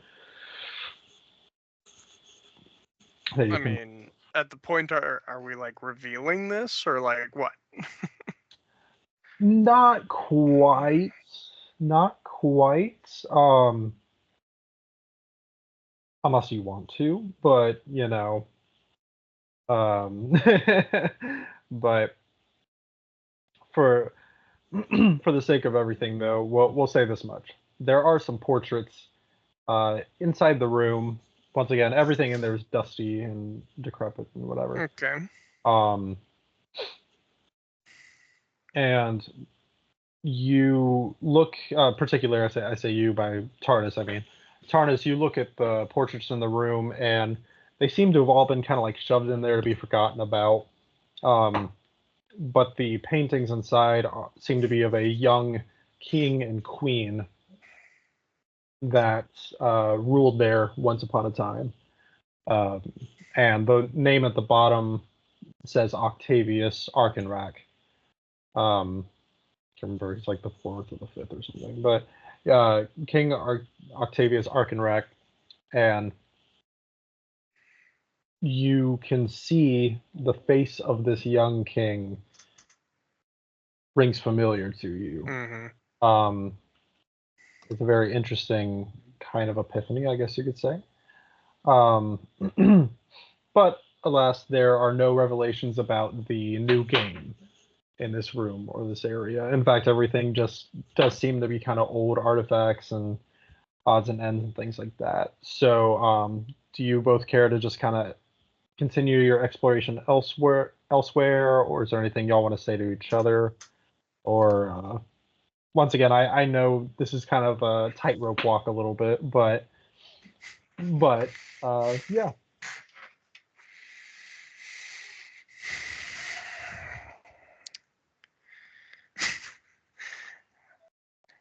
It's hard unless you're ready to reveal. I'm pretty helpless in this situation because I'm not sure either. Well, metagaming wise, right? Like the only people that will know is anyone can know. It doesn't matter. Metagaming wise, yeah. Metagaming isn't a thing we do, so like, fair. I'm not really worried about it. Let's put it this way. Let's, as much as I love, big reveals and this kind of thing, let's forget about everything. Let's forget about, what we're doing. Tarnus and Jed are in the room. Do they have a conversation about any of this? Just realistically. Yeah, I think they would. Yeah. Okay. So, due to circumstances, obviously. Okay. So what does that look like at this moment? Tarnus sort of looks at the floor and looks over at Jed and raises an eyebrow. He'll nod. He'll say, no, I got you. He'll nod and go, it was completed. You will receive it in time.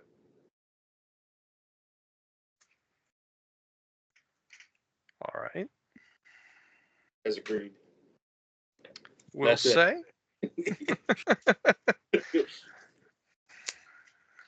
Looks at the painting again. So many pieces come together now. Because they do not resemble Caesar whatsoever.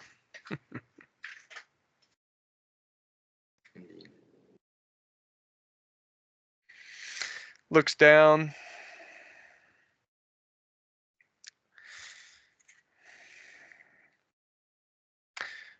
Perhaps later. Yeah.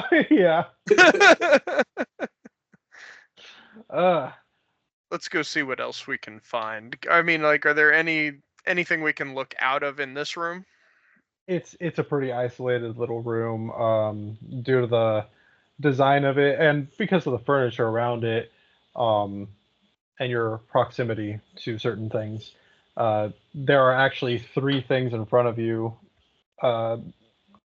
They are cradles, like baby cradles. There's 3 of them.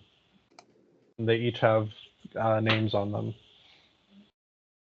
So, but other than that, it seems to be a room kind of to leave whatever is in it forgotten about.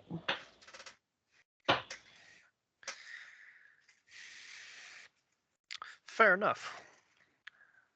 Let's keep exploring, see if there's anything else we can find. Gotcha. So as you both exit that room and make your way further down, you come to what you can guess is proximity to the main courtroom where all the games have been held so far. And you hear some light sounds of minor construction happening. Excuse me. And you go further in, and there are still some more peepholes, in there as well. If you would like to go up and make a perception roll, I will tell you what you can see.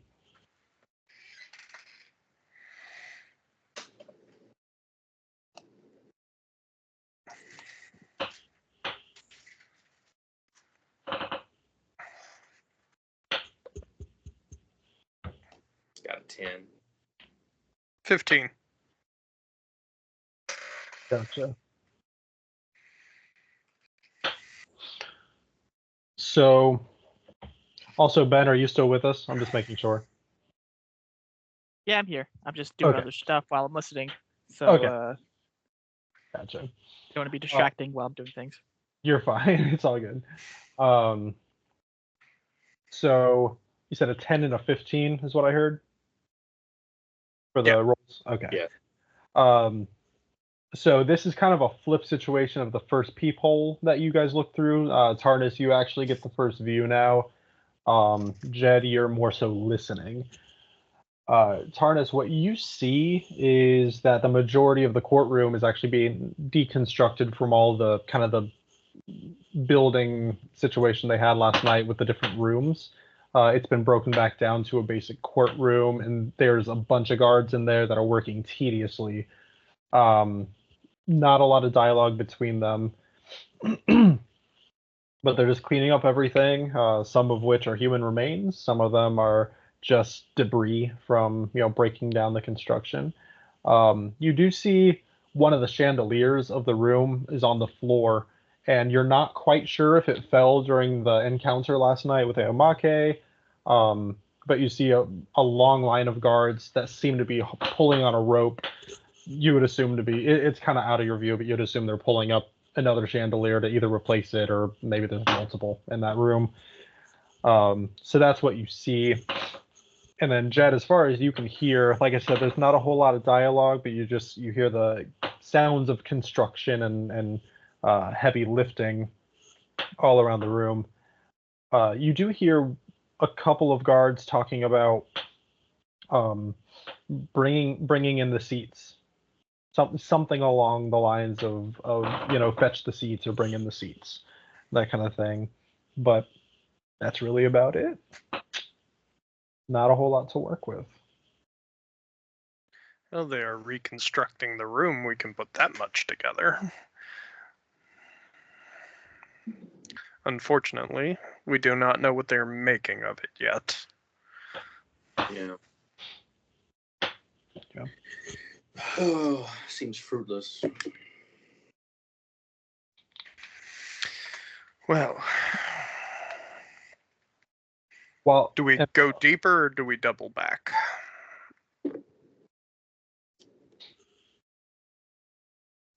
And I will say, just so y'all know, from where you guys are now, you can either double back, you can exit through the portrait, passageway, or you can continue on and you'll end up pretty much back at the library, which is on the same side of the building as where Daniel and Artie are.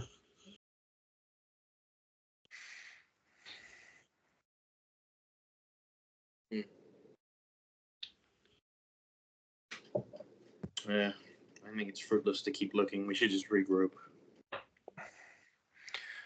Should we go back to the room, or shall we attempt to meet with the rest of the group?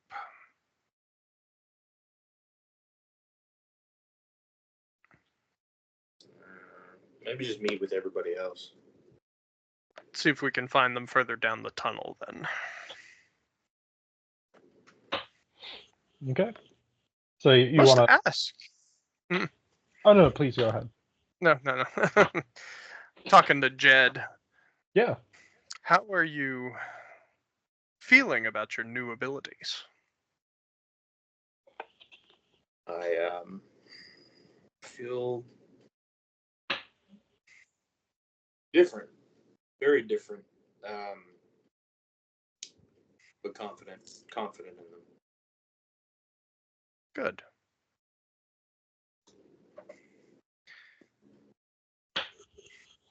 I foresee a long and fruitful friendship. As do I. And then he'll look back at the room we were in earlier and nod and start walking on. And before we switch back, Jed, are you continuing to conceal? Oh yeah. Okay. All right. I didn't know if that was something ongoing or momentary or whatever, but okay, cool. Just making sure. Feel. Yeah, well, I wonder what that's about. Don't be suspicious. Don't be suspicious. Must be shy eye.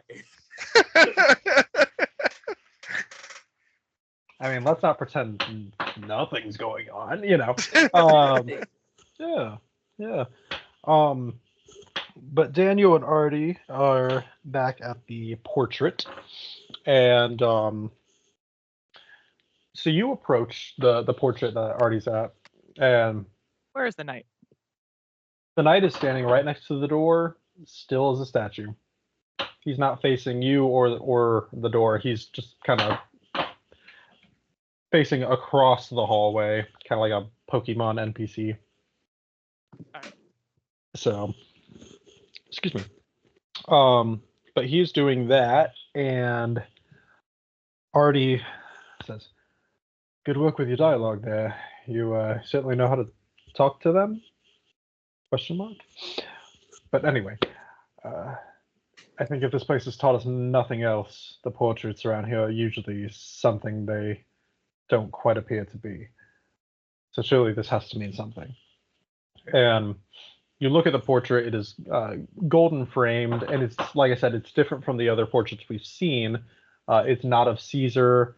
It's has 3 rows of flowers on it. And let me see. It looks a little something like this. And I made this approximately 3.5 minutes before logging on, so it's not pretty, but see the point. I'm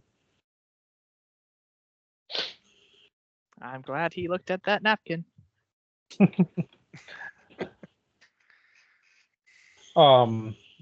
that doesn't help me solve this at all. Artie at some does run his hands over it, and these flowers have some give to them, as they seem to have triggers when they are pushed. However, as you said, at first glance, it's like, oh. But then when you really start looking at it, it takes a bit more thought than you would think originally. All right. So what would you like to do? Stand back. I have a feeling I already solved this. By all means. All right. So first, I'm going to attempt to press the top middle button, the middle flower. The top middle. Okay. It clicks. And I'll press the top left flower. It clicks.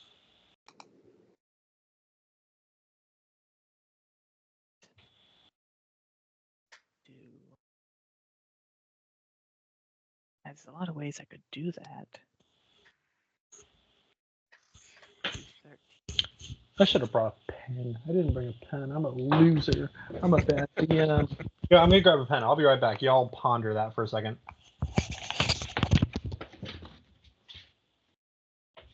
13 throws us all off. I think I know how I'd do it. I was going to press 2 different flowers to create 13 at the same time. That's kind of my thinking. But I'm thinking maybe the 9 and the 4. 9 and the 4 would be separate buttons. Yeah, that makes sense. But the thing is, 5 and 8 also make 13. True. The But first you've two- already pressed the 8 once. Exactly.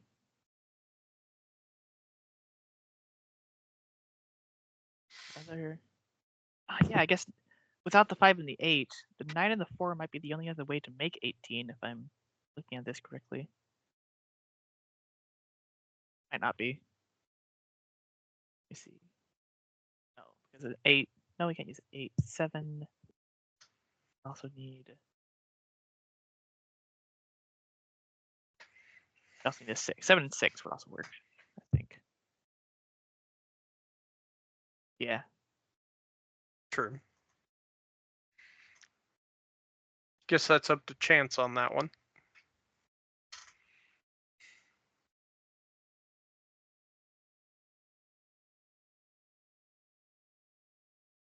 Seven and 6 or 9 and 4.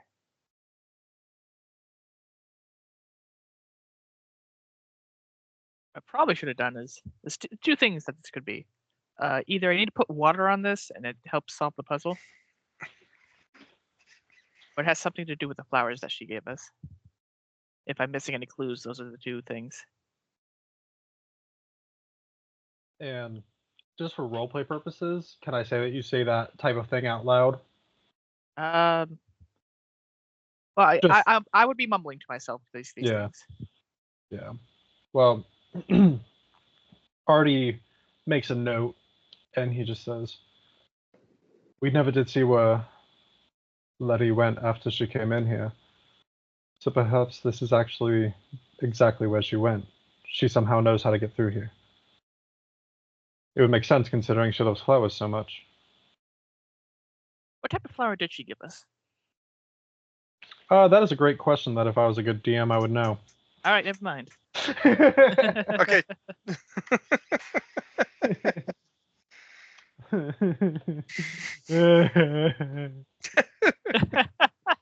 Cries inside. Did she bring anything with her upstairs? Like, did she grab anything off the tray?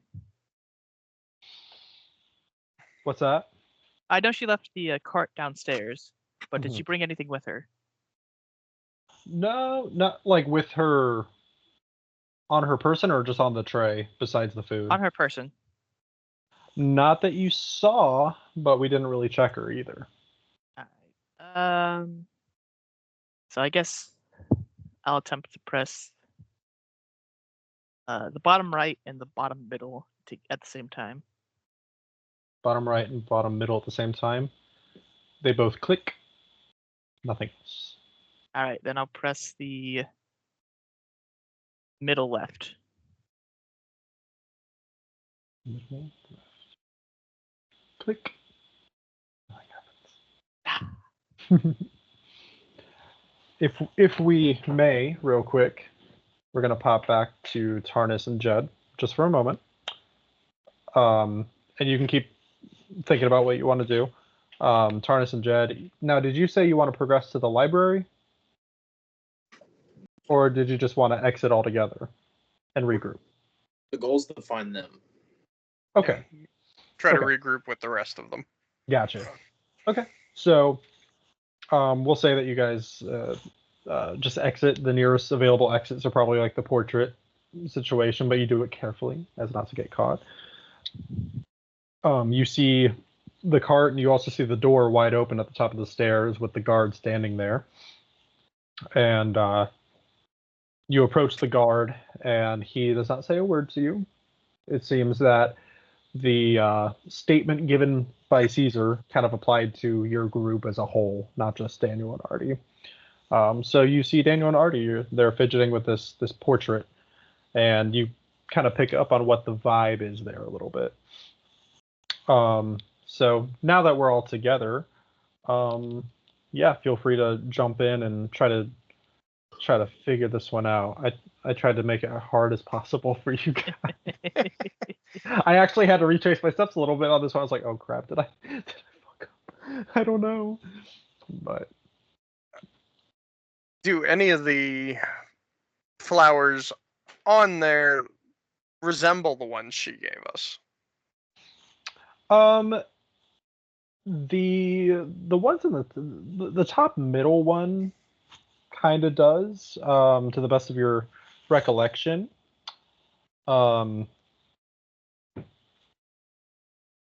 It seems that, trying to think of exactly how to feed this in a little bit.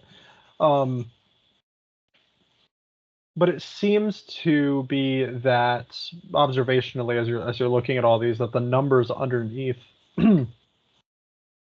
these flowers are almost, you're kind of picking up that they're almost not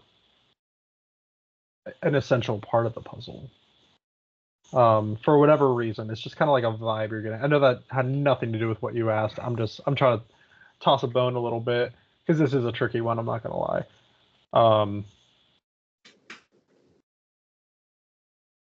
Is there anything else in the room?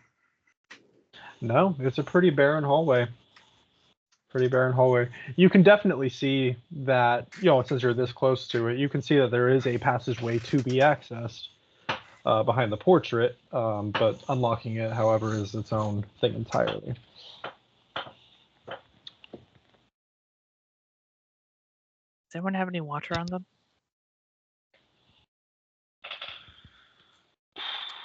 I don't.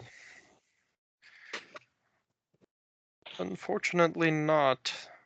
Jed? Yeah, I do. All right. May I see it? May I have it? Oh, you could borrow it. Yes. Okay. Now this is either extremely dumb or extremely smart. I'm gonna splash some water on the painting. Okay. I go for the pool. The water splashes onto it, and there's this moment of silence that happens, and all the water runs off the painting completely. Nothing happens. Incredibly stupid. I'll grab my water. The woman get has back up nothing on- to do with the puzzle. Everything she told us was just stupid woman stuff. Got it. Dang. Sorry. Tell us how you really feel, man. Sorry. Stupid women stuff. Stupid woman stuff. Canceled. Don't ever say that to a woman, ever. We need this cut from the podcast entirely. Yeah, we can get canceled. Man, I really thought something she said would be helping with this puzzle, but it's not. I have gone down the wrong thinking path, and now I am in a dead end.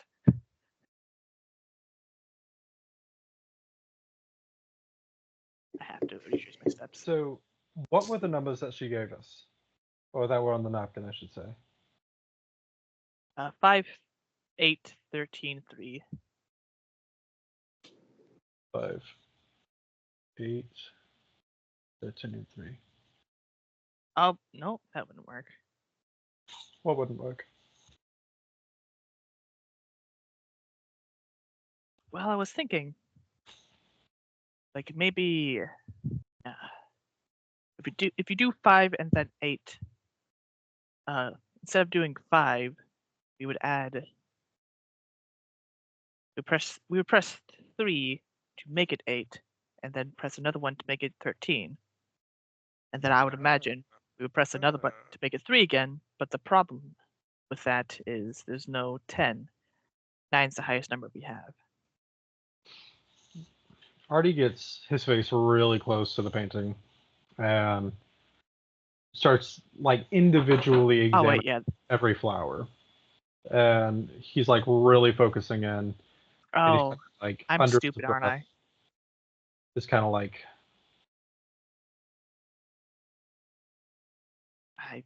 Wait 1 second. Yep. All right. All right. I see what you did.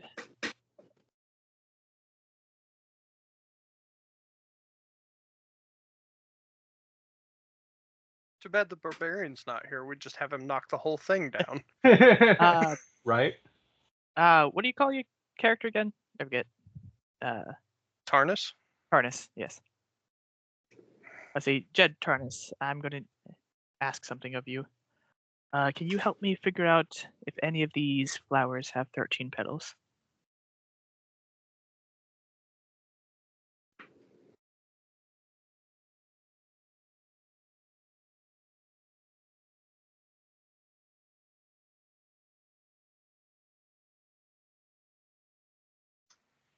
I believe number 2 does. Is that Jed? I mean, was that Artie? Yeah. All right.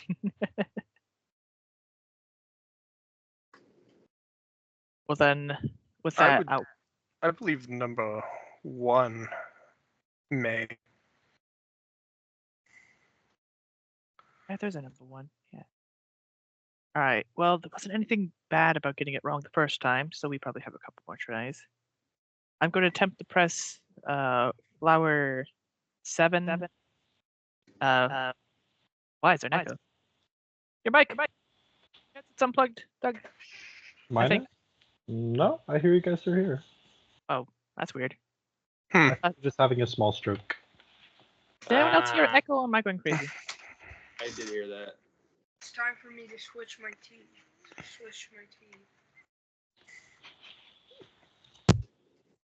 Into it. Check. All right. Check. We're Did good now. anything change on my side? Oh, we're good now. So I Okay. gotta switch it until it gets full. Is that correct?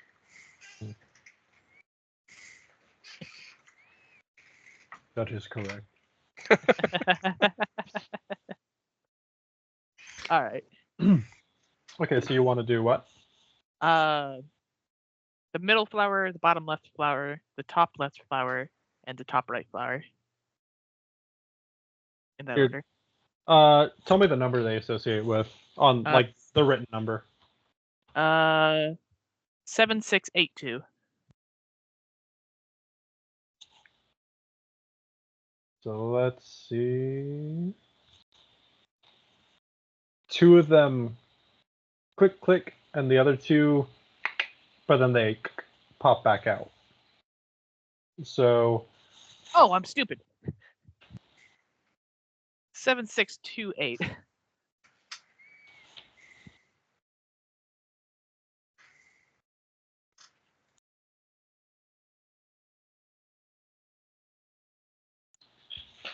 So this time only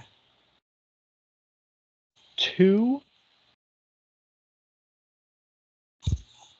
and I'm having a stroke. Only 2 and 7 and 8. Doing 6 wrong? Unless I'm having a midlife crisis.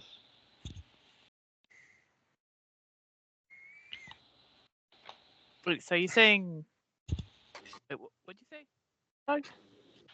Okay, you said 7, 6, 2, and 8? 7, 6, 2, then 8. Yes. Okay. So number 6, number 2, and number 8, they lock in. 7's wrong?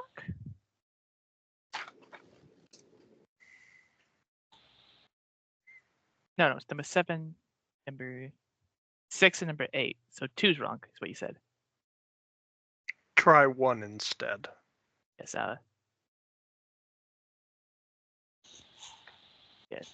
You trying 7. 1 instead? Yeah, 7, 6, 1, then 8. 7, 6, 1, and 8. There's a give to the frame around the door, and a crease can be seen developing in a door shape around. Brilliant deduction. It was your eyes that allowed you to see the petals. And number 1. Whoever designs these puzzles is an idiot.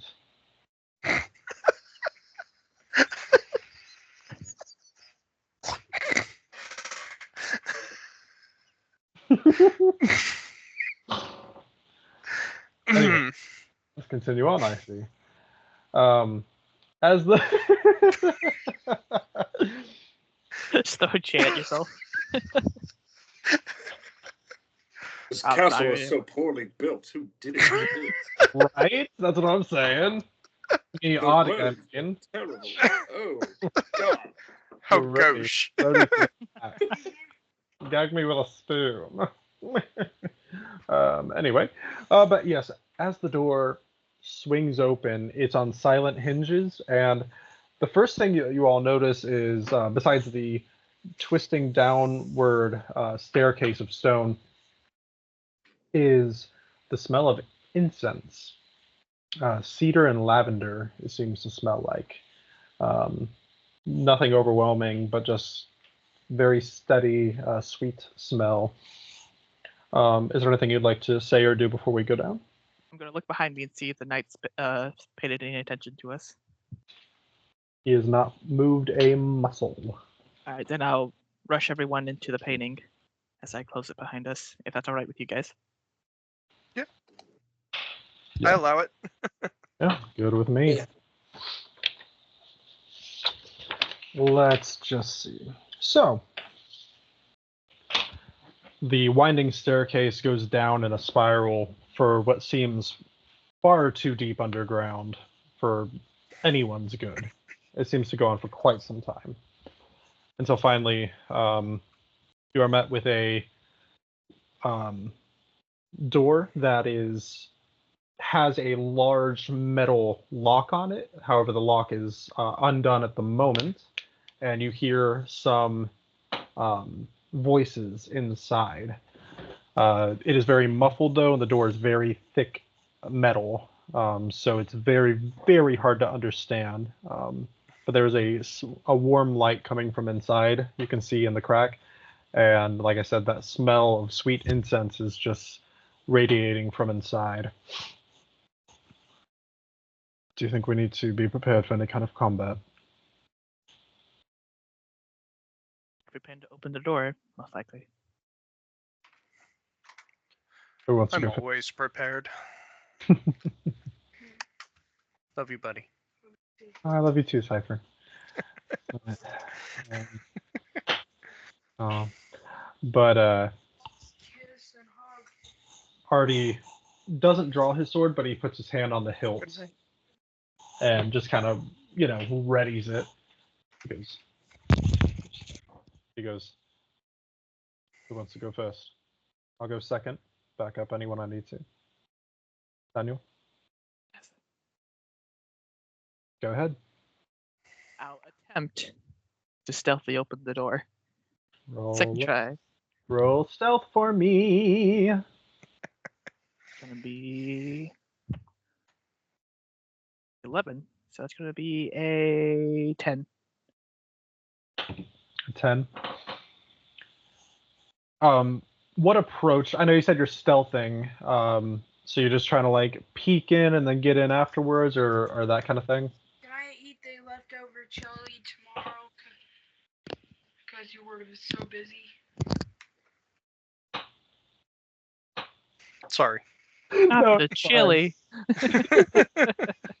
Hi, welcome to Chile. You're all good. No, it's fine. Yeah, I'm gonna open the door as much as I can until Okay. my eyes can see, mhm. get a good assessment of the room. And if there's nothing Oh. dangerous, Shut up, Matt. Your eyes can see. I send my imp in. My ears can smell. I yes, want the to enter so I can walk inside. Yes, I'll open my the door balls enough. smell the color purple. I'm gonna stealthily open the door enough until his imp can go through. Gotcha. And so Tarnus, are you seeing things through Yes. what was his name again? It was Soot. Soot. That's right. So through Soot, you see the images as they are happening in real time. enters through the room, and you witness a large room beautifully adorned by purple tapestries and cloths, a large, magnificent, luxurious bed with pillows and blankets. You see a very, very well managed, well taken care of, like lavatory, restroom, powder room, if you will. There's a bathtub in there. You see the incense sticks around the room. And most of all, in the center of the room, sitting on the bed, you see Letty as she is handing a tray as well as a pack of, or not a pack, but a handful of little white, like medications or vitamins over to a very pregnant woman in a mask. I then whisper all this information to the group.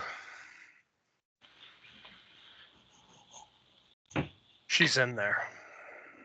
I think we have found Martha. Martha. Well, I guess now the question is, do we need to be concerned about that? What? No. Do we need to be concerned about Letty? You don't think so? Her- Letty Schmetty. He constantly in the library mistook us for younger versions of the former king and the current king. So Yeah, but it was dark and the middle of the night. She's seen us a million times now. Tarnus then casts on himself. Oh no.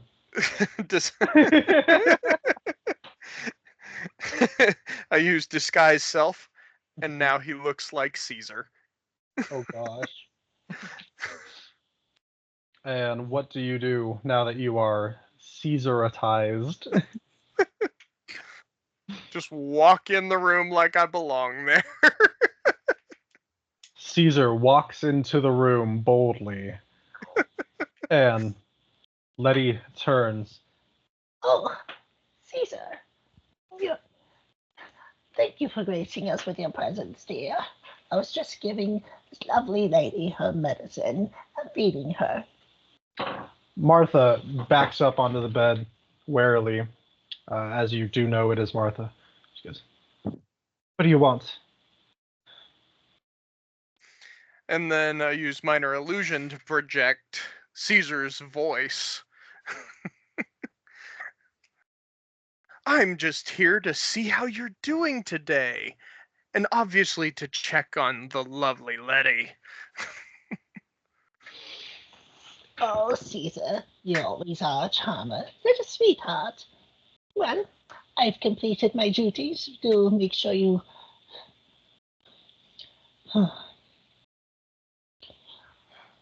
Darling, how do I even get down here? Well, Do I see the way to point her around the room? Just the way you came in.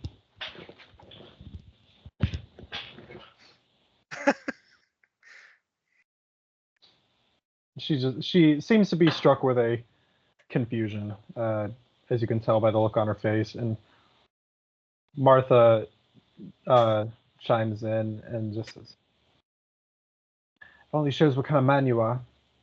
Sending this woman down to do your chores for you, and she doesn't even... Her memory's going. Why would you do that to her? Are you that much of a coward?" I turn and bend over to Letty and just tell her, don't the flowers need watering at this point? Oh my. Yes, I believe so. I can't remember the last time I watered them.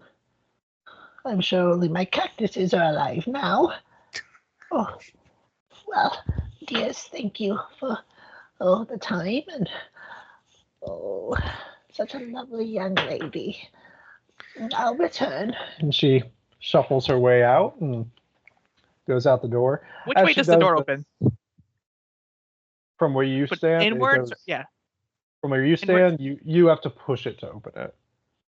So she would be pulling it, and when she pulls it open, Martha and Letty just see the rest of us crouched behind the door. And she just goes, Oh, you kids, hide and seek. Aren't you a little old for that?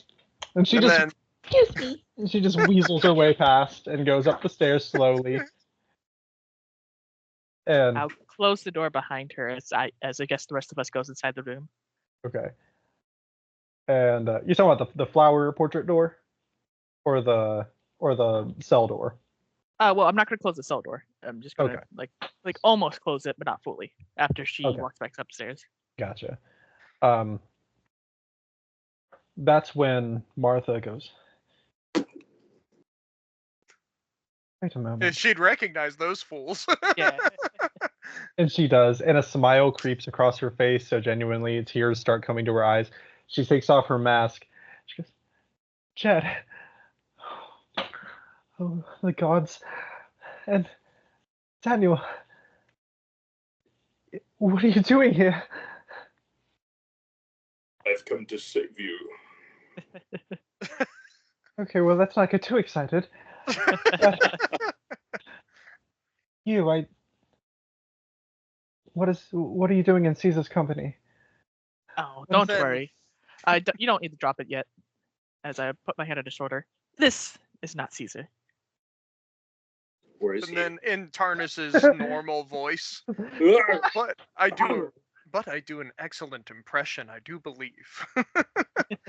Just in Tarnis's actual voice. Yeah. I can never keep up with the magic. I am so sick of it. But I can't believe you insulted him like that. It's just no.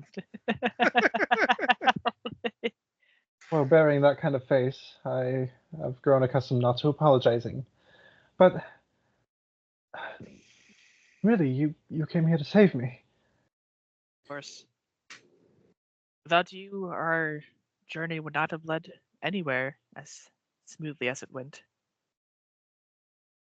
Plus, Thank you. I always have Now- faith in all of you. Let's try to get her out of the palace before the games begin, and hopefully before Caesar can see. out of the palace might not work. But you have to go past plenty of guards. You could. I don't think it's going to be that easy. Oh, Don't you have a disguise kit?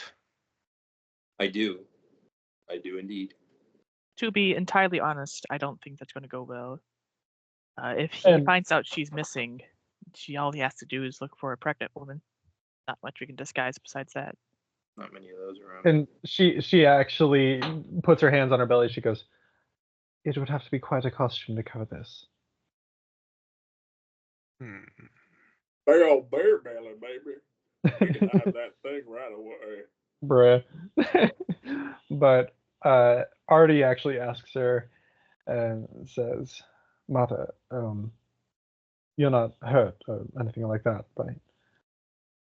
She goes, "No. In fact, he hasn't put a finger on me the entire time I've been here." Yeah, what? Why? What the? What? Why? Huh? That's what Jed says. Yeah. Say it in that order. When me and my husband came here, we were selling gems. That's, he dives for pearls and other precious stones, things like that. And we came in to sell them. He insisted he wanted to keep me around. He said I was special. And I fear it has something to do with the baby. Yeah. Yeah. I can see that. He's in company with more than what it seems. Doug, is the medicine still in the room? Yeah. Did she ever take it? She did not. It is still next to her. Well, it's actually, no, correction. It's actually in her hand. Lady handed it to her. She hasn't taken it yet. May I see that? Of course. Go ahead. I must. If Jed will allow me, I'm going to attempt kind of like medicine, see if I can Yeah. tell what it is. Yeah, you can do that. Apparently, I'm really good at medicine. What kind of check am I gonna do for medicine? Well, I'm really good at medicine, but when I roll Animal a handling. Animal What kind of check should I handling. do there, boss? Bruh. Which way did he go? Which way did he go? I'm really good at medicine, but when I roll a 4, it's not that good. So it's going to be an 8. Nat 20, baby. Oh, never mind. So Daniel, as you're looking at it, you think it is Vicodin. It's not. Jed, however, you look at it, and it is a prenatal vitamin. So it's legit. Yeah. Ew. I feel like it has everything to do with the child. Unfortunately. He's been making sure I've been eating full meals. He's taken very good care of me, which, quite frankly, comes across worse than torturing me. He just says I have a purpose to serve and that he wants to do things. I can't remember what he says, but he says he wants to do things properly, whatever that looks like to him. I'm scared, but hardly for me. More for my child. Yeah. Ew. Right? Honestly, there, Martha, you've been a point of ew since the beginning of this campaign. But we love Golly. Golly. Wow. Whoa. Hey, I didn't actually say that to her. That's Matthew talking. Oh, okay. Every time we talk about Martha, I'm like, oh. Yeah, there's been a lot of ooze. There's been a lot of ooze. Ooh. But yeah. But she goes on to say, well, so what's been going on, up there? Because he's had me down here ever since he took me in. He says I'll be getting out of here soon, but I don't know what that means. Maybe we can piece some things together. What have you all been doing since you've been in the palace? How long have you been here? 3 days? I've lost track. 3 days. Happens around here. About 3 days. Okay, Martha. Listen, if we've Every damn established nothing Ever else, since we I got to know. this island, Martha, it's Martha, been, I Martha. don't know how long I've been here. It's been time. You Nobody have to buy knows a time. watch. Which way did time go? Which way did time go? Like, damn it. Just give me a straight answer. About 3 days is what I'm getting, though. Thank you. Okay. But, so what has he had you all doing? Have you been at the palace for the past 3 days, or just in the city? Basically the palace. We're competing to be his Bard. Bard's entertainment. We've watched people die, which seems to be on par for Caesar. And now we're waiting to go to the final hurrah to see who wins. It will be us, but unfortunately, a lot of people have died, so it's been not fun. Well, I certainly have faith in you. However, I hope all of you make it through the last game. Whatever this case may be, I do believe it is going to be in my best interest to stay here at least a little longer. As Daniel was saying, at this point we cannot raise suspicions, and if he finds that I'm missing, he'll tear the kingdom apart to find me. That much I know. Have you seen an orb at all? Like Jed the orb? Show the orb. What Jed. orb? What are you talking about? Orb.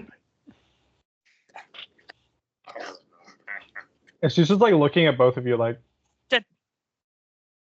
Oh!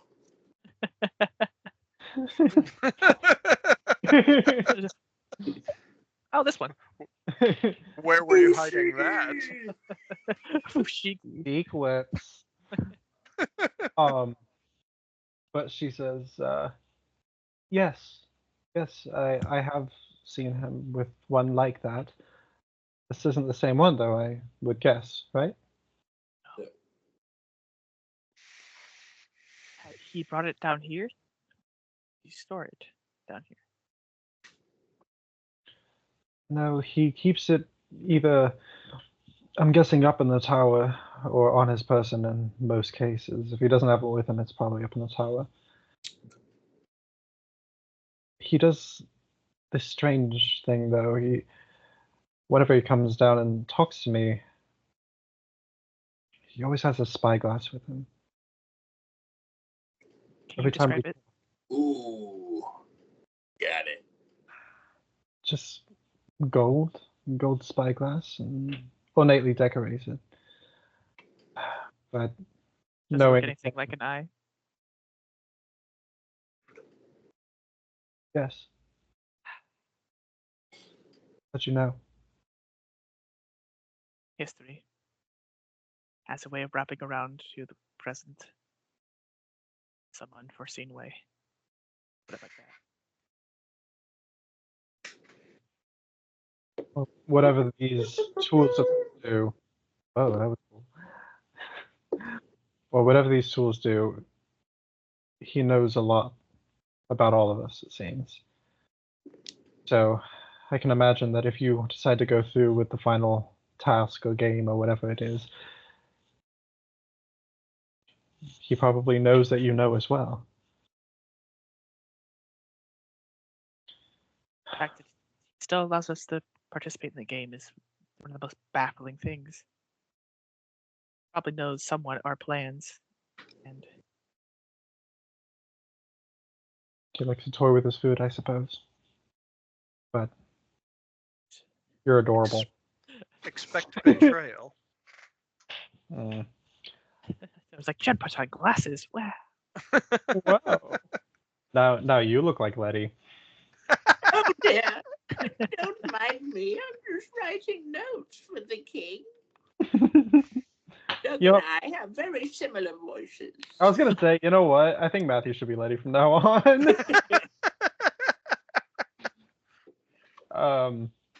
But with that, she just says, well, thank you so much for coming to find me, and now you know where I am. When the time comes, I am ready to get out of here, but in the meantime, let's make sure you're not caught, and keep as much of an element of surprise as we can. That's really the most we can hope for at this point. Is there anything I can help you with? Any questions I can try to answer for you, though? I think you've Do answered you a know pretty anything big one about the for us. last game? Oh, about the games. I don't. I'm sorry. Most of his time down here seems to be asking me about my life, my past, the babies, the baby, and that sort of thing. And I just We want did to. nothing but ask you questions. Yeah. Any thoughts at what he was getting at? This much I do know. He's been in company with someone else. It seems that Caesar has most of the power around here, but he's not always the brains of the situation. He has backup for that, or at least a helper. Do you know he's? I don't know if you heard it, but he was in contact with Aomake. Oh, I heard that. But only the louder voice. I believe he has struck some kind of a deal with Aomaki, though. In fact, it seems that because of this help that he has, he's formulated some kind of a defense against him that protects the kingdom. It must be very powerful if it's keeping that beast away. But that being said, his help has come in with him before. He wears a mask now, conceals his identity. Can I do an Arcana check on her specifically? If can I feel anything coming from the baby? Gotcha. I mean, you can check. Yeah. Do you roll for that, or is that like a I tell you situation? Yeah, I'll roll. I would like to see the baby.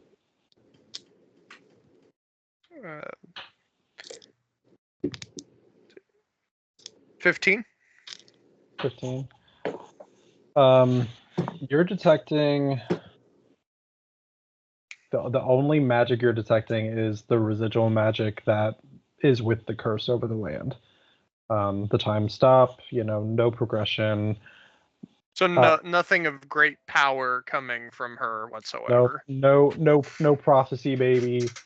No nothing Harry like Potter. that. Yeah, no Harry Potter. No but- lightning scar. Yeah, Hey, no the like boy who never got born, come today. but she does say that he's made it very clear though that somehow I have a role in potentially breaking this curse. And he hasn't expanded more on that. Whatever Who's the methods. child's father? My husband, of course. Yes. You haven't met him. I have not. He's the entire reason we knew you were taken. We met him on our way to the city. That's one of the main reasons we entered the games. Is he okay? Just a wreck. He seems to be drowning his sorrows, but We set him straight. he is doing a lot better now. Now that he knows we've come to save the day. Good. That sounds very full of myself. It's I- true. Like, It's true. I would fear the worst for him if we didn't have our son at home still to take care of. Without him, I would be much more concerned, but he's a strong man, and I believe he'll be okay, especially once I'm home. Thank you all so much. So much. I wish you the best of luck in this last game, and hopefully I'll see you all again soon.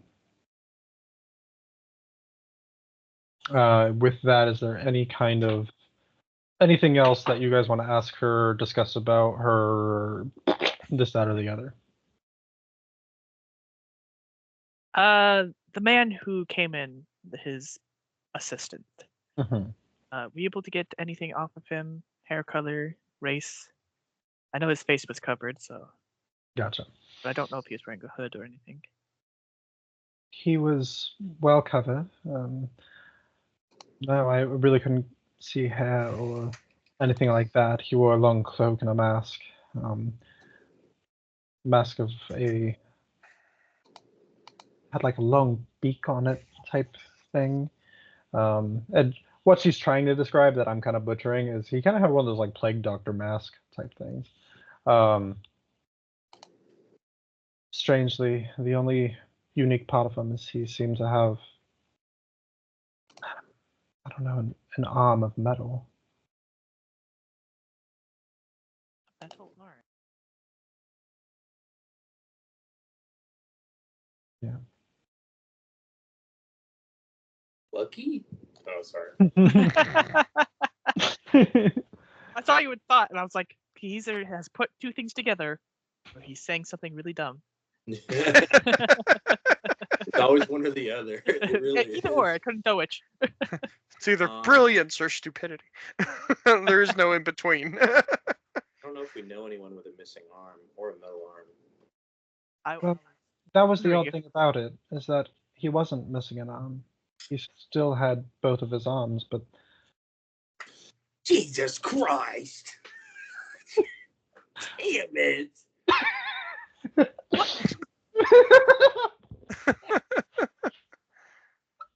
Oh.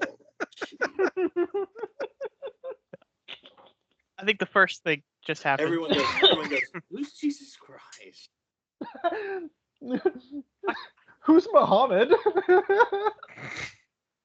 That'll probably go like, I don't know. Fuck. Yeah. What? Okay. What? And then I'll tell everybody who that is. Is it? Yes, When please. I think I've actually said it a few times. When I first arrived on the island, I was shipwrecked. Yes. And when I woke up, my stuff was stolen. Well, semi-stolen. By a man. I forgot his name. It was something. But If you listen he to had the a metal podcast. arm. Huh? I said, if you listen to the podcast, you'll know. I'll be right back. Yeah. Right now. I didn't even think about it. Does the podcast start where they start with, or does the podcast start where I came in? So the podcast, I give a brief synopsis of the beginning, but it picks up with you, me, and Matthew whenever y'all meet Artie for the first time. All right. Damn, yeah. Yeah, which is like episode 4 or like session 4. So, Yeah. so yeah, I kind of summarized everything at the intro. You have told us about him before. You suspect he made the spiders, but Yeah, he made the spiders. I did not know he had a third arm made of metal. He had a metal arm and it would grab things. So yeah, no, that's who that is. But he was hidden away, it seems, but not anymore. The question is, what is he doing here? Yeah, he's made at least repel Aomaki. Seems like whatever he's doing here does have to do with being a bit of the brains behind Caesar's occupations. He's obviously constructed spiders. Is he the one who gave you the orb? Or did you find that somewhere? Yeah, he gave us the first one.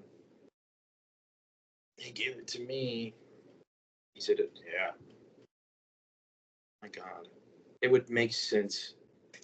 The Thundros, the spiders, the spider in the hallway, the fact that they have these advanced weapons and all of these things. My God, the freaking knights themselves. But why would he help them? He helped me.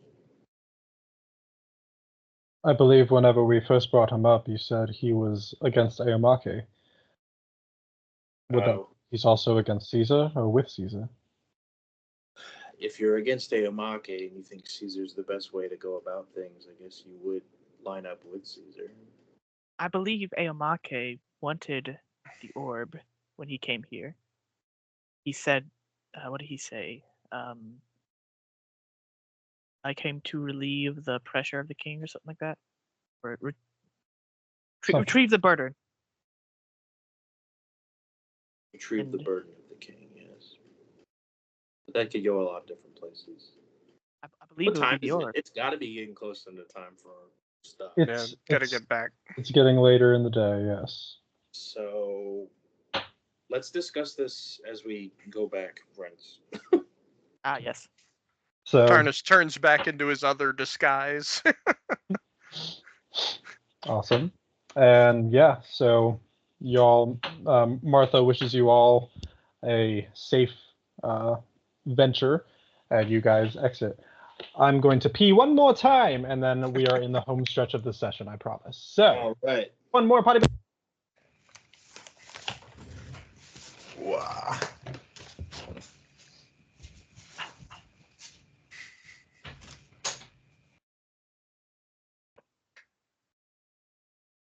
Hi, Ben. Right. Look at the flower puzzle again.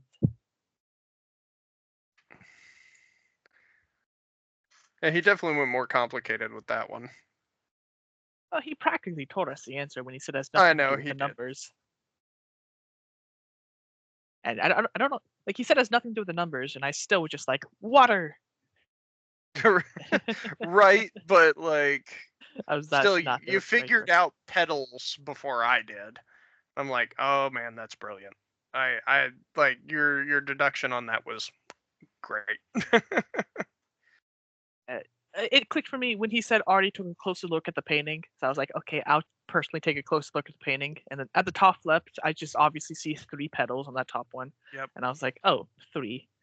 and then the middle one obviously had 5, and then I was like, which one do one of these have 8? And the bottom left one had 8, so I was like, okay, so this is the answer. I just couldn't tell which one had 13 because it's such. Yeah, that number 1, I sat there and I was like, okay, I'm gonna count like the dark creases in those as best I could, and I was like, okay, that looks like 13 to me. Yeah, Artie said 2, so I wanted to try that one first. Yeah, I thought I did count that one. I'm like, that's not right. I was like, did he just give us the answer to the puzzle? And the answer was no, he didn't. He just told us the completely wrong one. So, and you were right.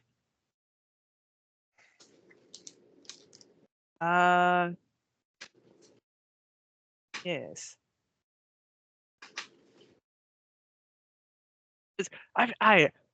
She said a bunch of things about flowers, and then freaking. Yeah, I thought it was connected to something she said too. It's like, you know. And then freaking Youngblood also had a box full of flowers. Mhm. That was the gift he got, and I was like, that's interesting. And I was going to ask about that first until I saw the actual answers. So yeah, still decent sleuthing. I hope so.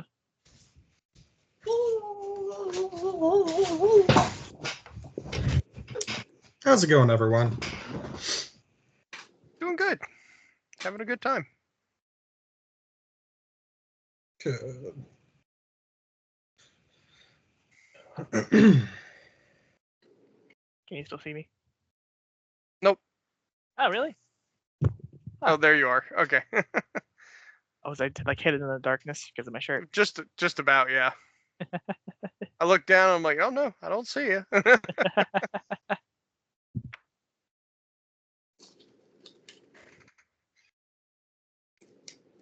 I keep doing this.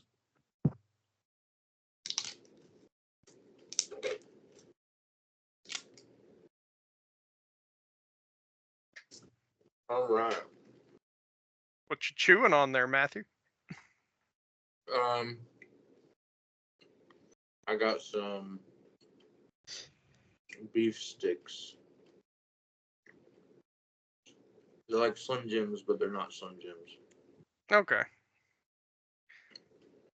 They looked almost like this one thing I tried that like you could buy them and they were made of either venison or bison, and those were really interesting. Yeah, that's pretty much what these are. Oh, okay. It's the same brand because they have another one that's all venison, then they have one that's a different type of meat, and then this one is like cow like cut with venison. Okay, cool. So it's really good.